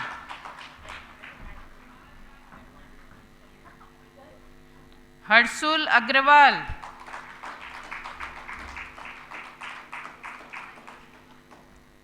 Himanshu Dandekar,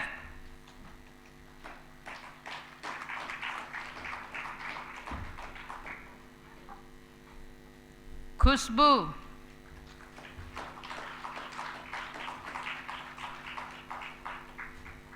Kusagra Vatsane,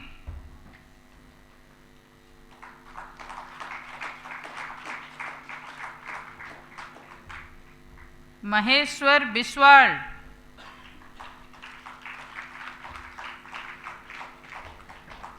Maitreyi Sudhakar Bhoyer,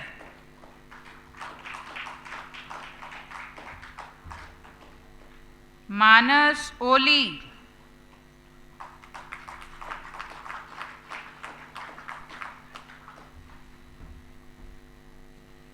Mohit Singh,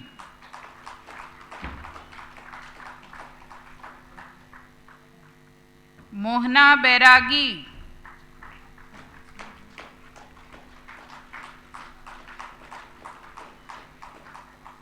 Mohammad Unais,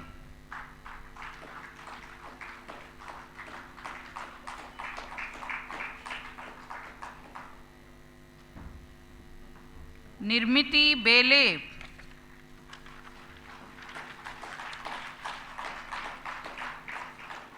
Nishita Bangad, Urja Agrawal,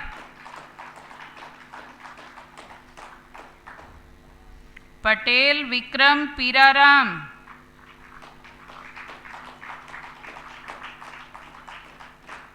Patil Angha Dilip,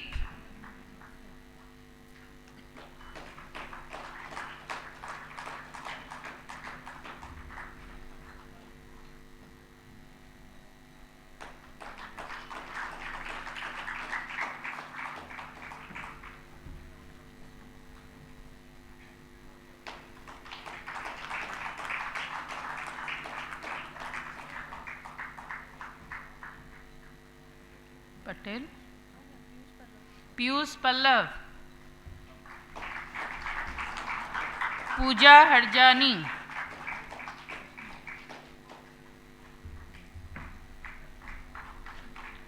Praveen Singh,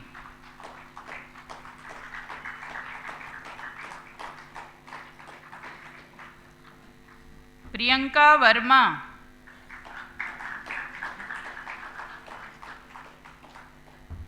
Radhika Garg,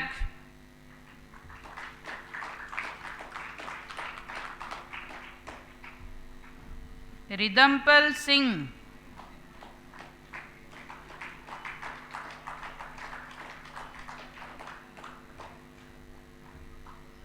Rohan Singh,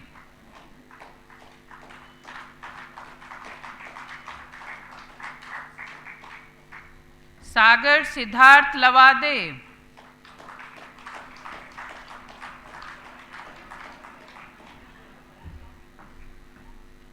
Sapkale Lalit Lakshman,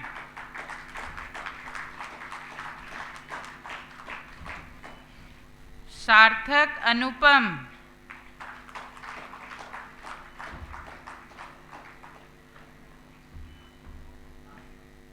Sayani Ghosh,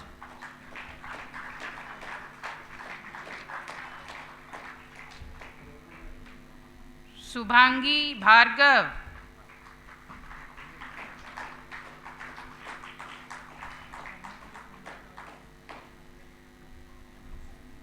Soumya Lokhande,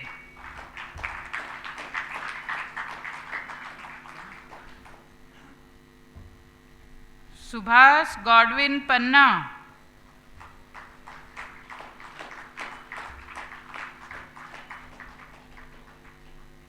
Sylvester Kunal Tirki,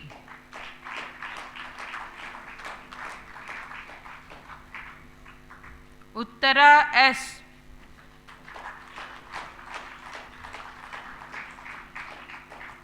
Vaibhavi Pradeep Barad.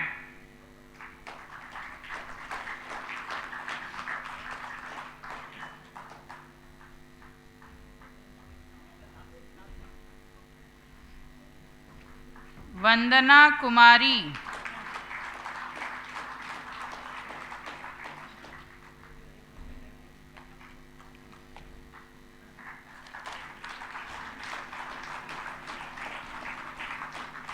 Vikas Rai.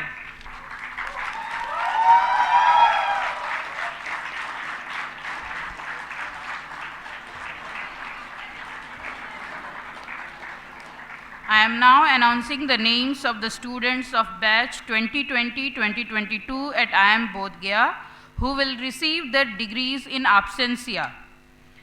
Anamika N. Ankamwar, Divya Sagar, Ishan Verma, Janani M, Mithun S, Nagda Chintan Hares, Neeraj Kumar Pal, Nisant Kambrat Murli, Prashant Bera, Salini Kumari, Agme Chandrakant Deepak, Aditya Deepak Umre, Dhyaneswaran N, Kamlendu Singh Pangati, Ansuman Tiwari, Robin A.P. Kujur, Ragi Sandeep Raju, Thakur Subhit Kumar Umesh, Trikovala Meghna, Unni Krishnan S, Aarti Kumari Agrawal, Adarsh K. V, Aditya Kumar, Akshay Kishore Punyani, Arun Sarma,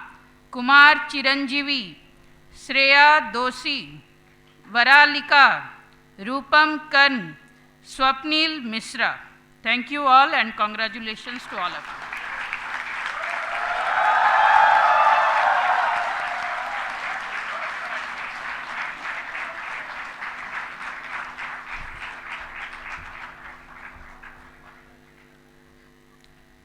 Thank you very much, distinguished guests, for doing the honors. Now, may I take the opportunity to introduce our chief guest, Srimati Soma Mondal. Srimati Soma Mondal is currently the chairman of Steel Authority of India Limited, the Maharatna CPSE under the Government of India. She assumed the position of chairman SAIL with effect from 1st January 2021, prior to which she was serving as a director commercial of the company.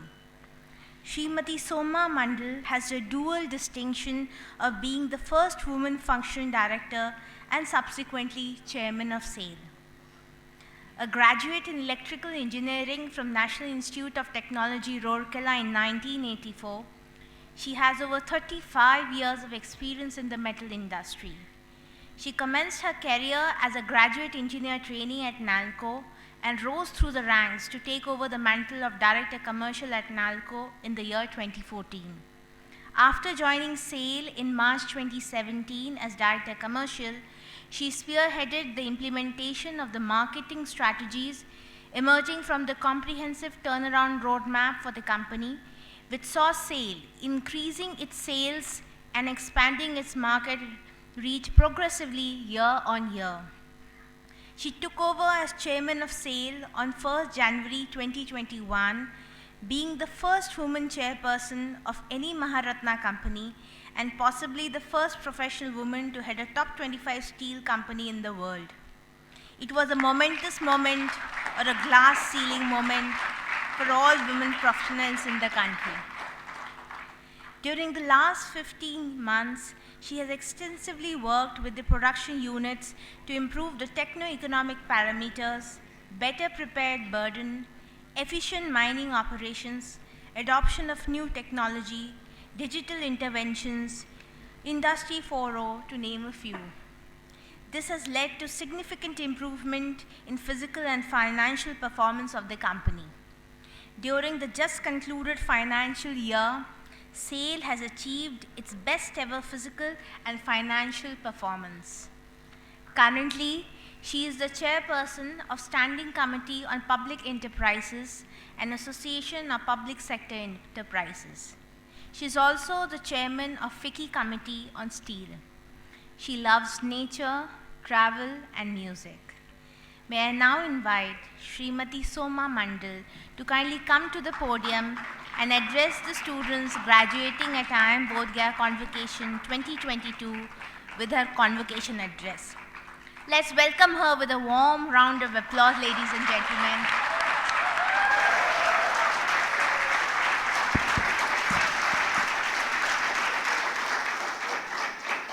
Thank you, Durba, for your kind words. Respected members, Board of Governor, Mr. Ramkumar and Mr. Ghosh, Director, Indian Institute of Management, Bodh Gaya, Professor Sahai, faculties and staff of Indian Institute of Management, Bodh Gaya, proud parents and relatives of the graduating students, guests of dais, and the most important, the reason of today's glittering evening, the graduating students. I'm honored and proud to be here this evening amongst the brilliant young men and women. I'm sure most of you here must have felt the positive energy, and this is aided by the happiness, confidence, success, optimism that I can see in all these bright minds. Added to this is the tranquility and the positive energy of this place, Bodh Gaya, the place of enlightenment of Lord Gautama Buddha, and also that the ancient university of Nalanda is some distance away. Thank you, my young friends, for this positive experience. I would also like to thank you for giving me an opportunity to climb up a convocation stage. I had not done that till date. The last convocation address which I did was on virtual mode. I had attended my children's convocation in the position which your parents are there, very proud. I'm sure you all are also as proud as I felt that day. And for me, when I passed out, as I passed out for REC Rourkela, now the NIT Rourkela, it was a part of a state university which had the convocation program once in 3 to 4 years. Those was not the day of internet or email, so I never even understood, never also realized when the convocation took place. In fact, I took my degree certificate a few years back. So it's a privilege to be here on stage tonight, and thank you very much for that. We have heard Professor Sahai, a lot of good work has been done in the last 7 years, and I'm sure this would be one of the Indian Institute of Management to reckon with. And we have also heard Professor Ghosh and Mr. Ghosh and Mr. Ramkumar speak about what you students need to do. So I don't know what exactly I need to speak. And I was actually wondering what I would speak tonight that would make the talk worth your time. Graduating students here have the best of management education, multiple degrees, industry experience, work experience for some of them. And then I possibly thought maybe I would share some insights gained during my professional journey, some of which you may find relatable in the beginning of your professional career. You must have experienced that when you joined here, first few months was overwhelming. Quizzes, seminar, projects, online exams. You must be missing group dynamics. Even some of you must have had self-doubts and might have been perplexed. But with time, you must have started coping and would have set your priorities and also found shortcuts. Team interactions would have been improved, and things must have been under control for you. The same happens in professional journey. Early years can be chaotic and stressful, and when that point of time, the things may not be in your control, You must be having anxieties about your performance, comparing with your batchmates' growth. Difficult superiors, that's very difficult position. Looking at salary increments, job changes, starting a family, pressures of being a young father or mother, and all this happens in the first decade. And that's the time when you're trying to establish yourself professionally. When you get over this phase, you would have learned the tricks of life, and by then you would have been more certain about your professional goals. So here I would speak from my experience a few pearls of wisdom. As you start your professional journey, remember there would be failures. Let that not dent your confidence. We cannot win all the time. You never know. Better things could be waiting for you. So, you need to believe in yourself. Young friends, if you don't believe in yourself, why would the others do so? The rat race is ahead is topsy-turvy. And while negotiating the bends and bumps, many a times, mostly early in your career, you may be facing some adverse situation, negative workspace. Please do not dent your confidence and self-belief. Self-belief has to be kept strong. If required, please develop it and rebuild it. As I say, be partial to yourself always. You would not be the only one going through a bad phase. Many people around go through it. Most of the people you meet must be fighting their own battles. So get up, straighten things out. If you cannot do that and the situation is very bad, just move away. Do not suffer negativity. There are wonderful things waiting for you. Here I would say, like I think Professor Mr. Ghosh spoke on it, have a mentor. There would be some person to look up to, preferably in your workplace, who would guide you. Instill that confidence in you which may be missing. He or she could see that potential in you which you are not aware of. Believe me, there are many such seniors who would like to mentor you. It is you who has to decide or be prepared to be mentored. Take the feedback seriously and work on it. If you look around, most of the success stories, they have had mentors. And they have had mentors who believed in the potential of the person, may have groomed the person, and then there was a success story. And the person may not have known that he had the potential prior to that. All of us have strength and weakness. Work on it. If you work on it, you will be able to conquer all fears. Some 10 years back, I would not have imagined getting up a stage and delivering a talk. I had a real stage fear.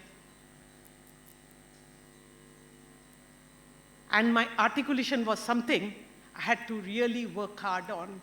I'm still working on it. Here, I'm trying my best to appear confident in front of you. So, there's nothing you cannot do. Just work hard on anything which you believe is your weakness. We all have fear of failure. Our ability to face situation differs because of our experience, our belief, our self-confidence, our values. So you can be cautious, but don't give up. That is not acceptable. As I said earlier, you never know. Something better could be waiting for you. I would give an example about myself. Some months before I got selected as chairman for the chairman post of SAIL, I did not get selected for the Navratna company I had earlier worked for. And I was sad. But here I am, heading a Maharatna, multiple times its size. And had I been selected in the earlier job, I would not have been qualified to appear for this interview. So you never know, dear young friends. Maybe when you fail, there's some failure, maybe that is because a more brighter path, a more better goal is there waiting for you. One more thing I would like to add is love the job you do. Be passionate about it. You know, first is try getting a job which is your passion, but that is not easy. It does not happen too often. The sportsmen, artists, and many entrepreneurs who start young, they may be the lucky lot. Nearly 75% of your waking hours will be spent in your profession, whether you like it or don't like it. Whatever you decide to do, just add passion to it. Passion brings in fulfillment and excellence. Like Paulo Coelho has said, if you want something, all the universe conspires in helping you achieve it. So have a goal, be passionate in the job, and I'm sure you'll be able to get. I remember some time back when I was a young engineer, and proud to be one, because those days girls hardly did engineering. But I was selling something, a pure commodity. Not using my engineering knowledge, hardly using my engineering knowledge those days. It was all about having loyal customers and some more customers and adding value to it. Somebody had asked me then, I remember, that was I happy selling aluminum? I had then pondered. And then I realized that those selling aluminum was not really bringing any happiness. But with every customer interaction and also with their factory visits, I felt good, I felt happy. And also with every order that I clinched. So I was happy in my job. So try to find joy in those small things around your profession. Because if you are not happy, you cannot be passionate about your job, and your personal life will also get impacted. One more thing I would like to tell you, young friends, keep challenging your limits. More so if you have reached a comfort zone in whatever you're doing. Remember, moment you have reached your comfort zone, it's time to think differently, time for a change. There was a time in my career when I was comfortable in my job. I worked for a Navratna CPSE, a profit-making one. Having grown up right from graduate engineer trainee to a director, it was my second home. But I decided it was a time to change. I had got comfortable there. Moved over to SAIL, a very complex company, multiple times its size. The steel in 2017, the steel market was very bad and the company was in losses. Two challenges I had. First, as a commercial head, had to face the challenge of the market. And second, was to find acceptance in the team, being from a different industry, a much smaller company, and being a woman in a male-dominated industry. The second, I thought, was more challenging than the first. But I found my acceptance quite fast. A few things I did. Every day was an intense learning process. I didn't know anything about steel, hardly any much knowledge about steel. So each day was an intense learning process. You can say on-the-job learning, increasing my knowledge every day. I prepared very hard before any meeting, whether it was a board meeting or a normal meeting. I prepared very hard, and after the meeting, had a list of action to be taken, points ready, and ensured that those I was taking up for those action points. And secondly, I tried to understand my team members, to be an empathic team leader. Today, our company is doing well. Our borrowings, which was a cause of concern, has reduced significantly.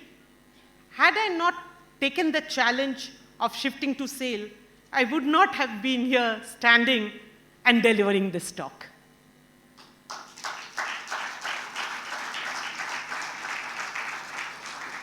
So, young friends, please keep challenging yourself, more so when you reach a comfort zone. So, there are some things which I have the learnings from this. One is keep learning, work on your soft skills. That is, work on your self-development. So, self-development should be a consistent pursuit.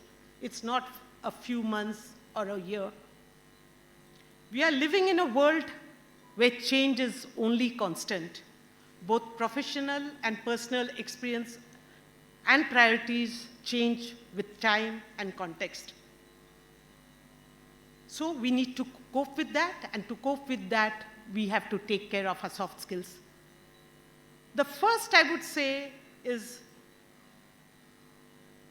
setting priorities and time management. Make a habit of setting priorities for the day. This becomes very important at a younger stage, the first decade, more so when you become, for young parents who juggle between personal and professional demand. This would help in time management also. Like Mr. Ghosh said, you have 4 or 5 balls, and one of them is glass. So to ensure that the glass does not break, it's very important that you set your priorities and do your time management very well. I remember as a young mother how I was among the early ones to attend a parent-teacher meeting at school and then run to office in a metro city. Most of you will have to do the same. And believe me, it's not easy. Many a times there would be a clash in the priorities. Though it's very easily said, set in your priorities. There could be a time when an important stakeholder meeting, which cannot be postponed, is clashing with the child's PTA, Parent-Teacher Association meeting. So, you will have to make compromises. So, what compromise you make is only you and you can decide. Nobody else can decide, because your priorities can be different from somebody else's. Second, I would say, these are not as important as per priority. All of them are important. I'm just saying one or two few points. Learning should never stop. Keep learning. With learning, with knowledge comes confidence to take decisions. Today, 2 things have changed from earlier times. With rapid development in all scores, knowledge needs to be updated in the same speed. So the question of skilling and reskilling becomes very important. Second, with internet, knowledge is available at the click of a mouse. Keep updating yourself, whether through journals, news, classes, and with every discussion with a stakeholder. You can look at any leader who is respected around. He had the knowledge in his field and took decisions. So learning becomes very important, at the same time, also remember, always listen to others' viewpoint. This will not only add to your knowledge, but also bring in humility in character. Another soft skill which you need to, which is not soft skill, I said character, I would say, is be driven by values. Integrity is the fundamental aspect that needs to be valued and followed. Your value system may be tempted many times by short-term objectives, but doing what your conscience dictates will always help you. And remember, all corporates actually look at integrity. Integrity of thought, integrity of action.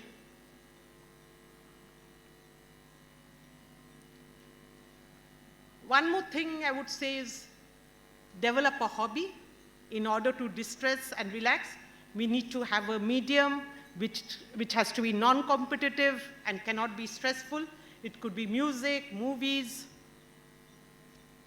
writing, and you never know. Sometime in a future date, this hobby can turn into your profession also. That is the ultimate luxury. We keep on speaking about work-life balance.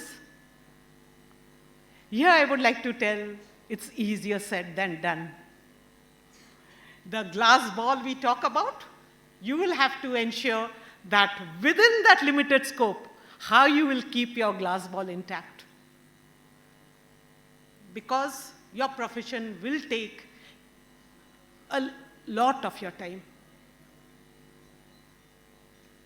So within the limited scope, plan out your personal priorities and don't forget to invest in relationship. Make some time for your family and friends. The friends you have made here and also the friends you have made till now, your school and graduation, are the friends you have made for life, who would be there for you, make you smile with jokes when you are down, your first go-to person when you are in need. Cultivate this relationship.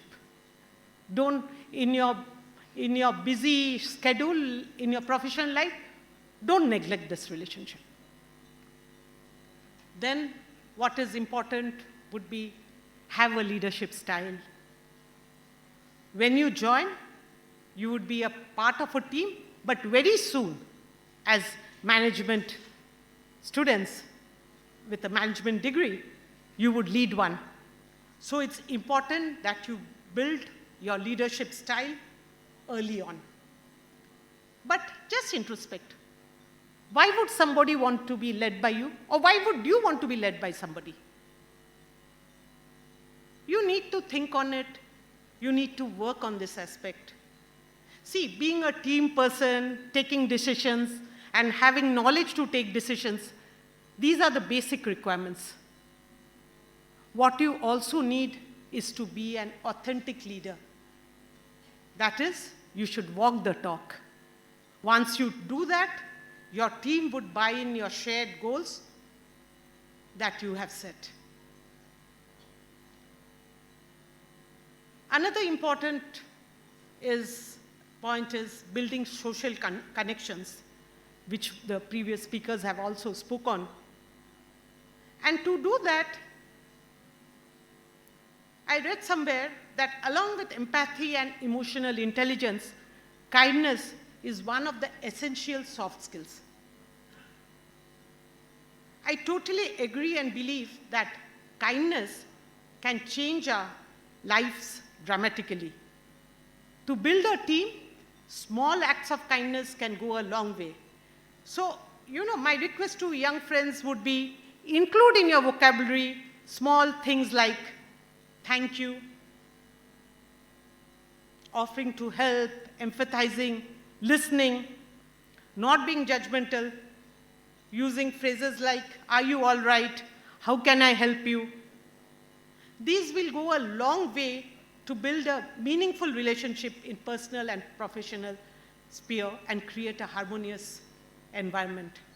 Make courtesy and kindness a part of your character, investing in kindness will never fail. Having said all this, I would like to add, it's perfectly okay not to be perfect. You have 24 hours and you need to sleep for 6 to 7 hours, right? You cannot be perfect in all aspects. And if you try to be, it will only add up to your stress. What is our ultimate goal? Ultimate goal, whatever we do to be happy. And if you are stressed, you will never be happy. So, again, you will have to make a set of compromise. In certain spheres, you will not be perfect. Be perfectly okay with it. But in what you want to be perfect and what you don't, you can compromise, you have to decide. Nobody else can decide. As I said, it would differ from individual to individual. And while you walk the path to your goal, please enjoy what life has to offer to you. Find the beauty of life and live for each moment. We forget to do that in our busy life. And be aware that there would be sacrifice to make where you and only you can decide. Managing both professional and personal life, and in today's world, you will have to make some sacrifice somewhere. So just ensure that your time management is such that the sacrifice is less, and only that you are sacrificing what your priority is less for you. Be sensitive, empathic, and compassionate in your decision making. But remember, one can be compassionate and strong. And strong does not mean being aggressive. Sometimes it is mixed up. So this is what I wanted to tell you. Before I close, I would like to compliment the Institute's vision about developing socially responsible and mindful business leaders. This is such an appropriate vision for this place, Lord Buddha's place. Makes it much more apt. You also have classes on mindfulness. Please ensure that this is something you will continue all your life, your mental and physical well-being. We are a relatively lucky lot, all of us here, to have access to good education, a choice of opportunity. Many have not been so lucky, the have-nots. Make a promise that as business leaders of tomorrow, your decision will always keep in mind the societal concerns. How to build an inclusive society. You know, we all need a reason to live. You all have a reason to live. So how can you bring out a purpose to live in the lives of so many have-nots? So that is where you should spend some time to think on and work on. Give back to the society, not because you are just mandated. You know, the Company Act mandates that you spend certain amount on CSR. But do it because there is joy in giving. Another very important concern which your generation is rightfully more concerned than us is the concern for environment. Keep this activated. We have harmed our environment enough. As business leaders of tomorrow, ensure that your decisions are aligned to mitigate this concern. So at the end, I wish you to be good citizens and work towards making this world a better place to live.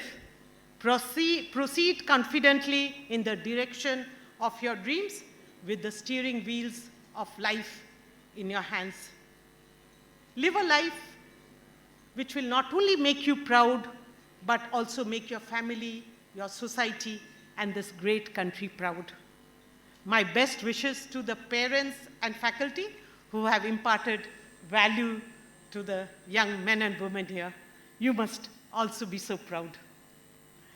I wish you all success in the days to come, both professional and personal. So very high, but remain grounded. Thank you so much.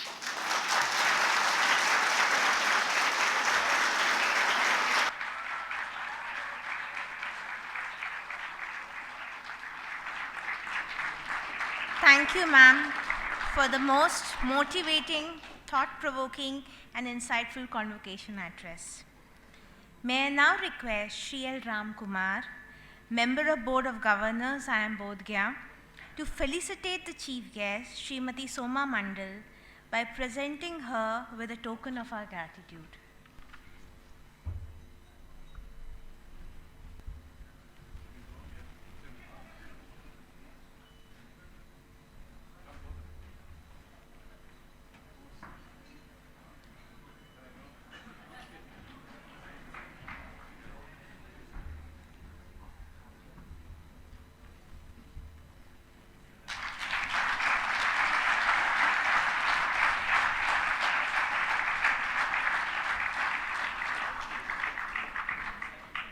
May I now request Dr. Vinita Sahai, Director, IIM Bodh Gaya, to felicitate Shri L. Ramkumar, Member of Board of Governors, IIM Bodh Gaya, by presenting him with a token of our gratitude.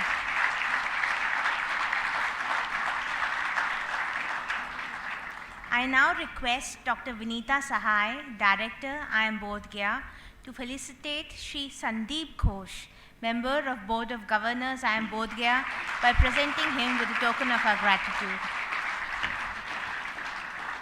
I now request Dr. Archana Patro, PGP Chairperson, IIM Bodh Gaya, to felicitate Dr. Vinita Sahai, Director, IIM Bodh Gaya, by presenting her with a token of our gratitude.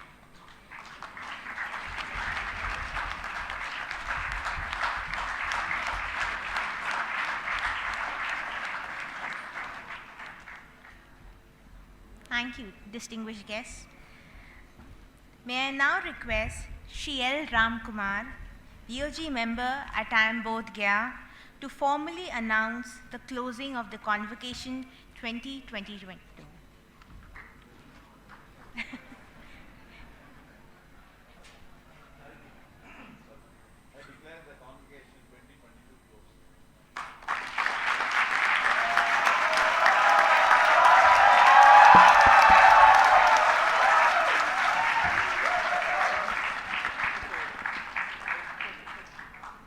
I now request all of you to kindly stand up for the national anthem.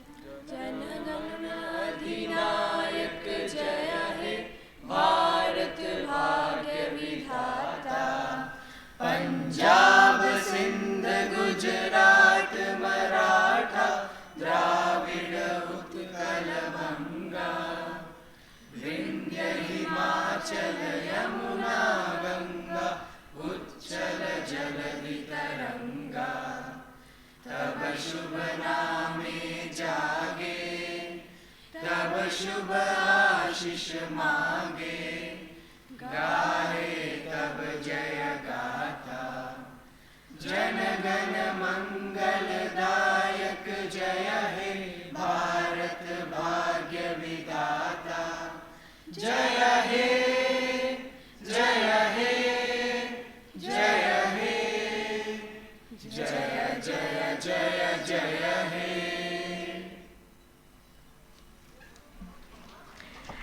I thank all the dignitaries and guests, the director, as well as faculty and parents for taking out time from their busy schedules and gracing this event with their auspicious presence to make this occasion grand for the graduating students.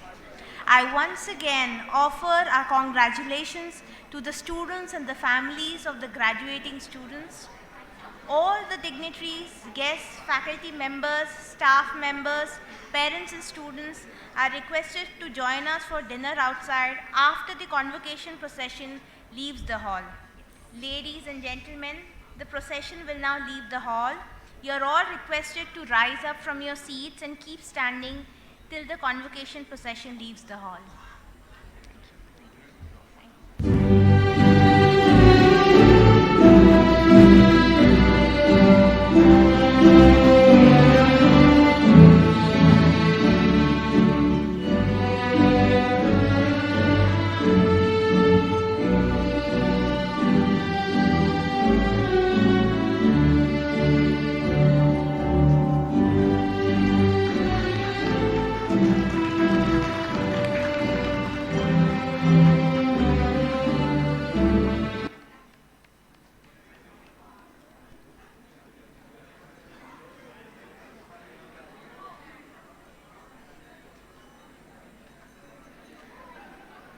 Thank you everyone and have a wonderful day. Thank you.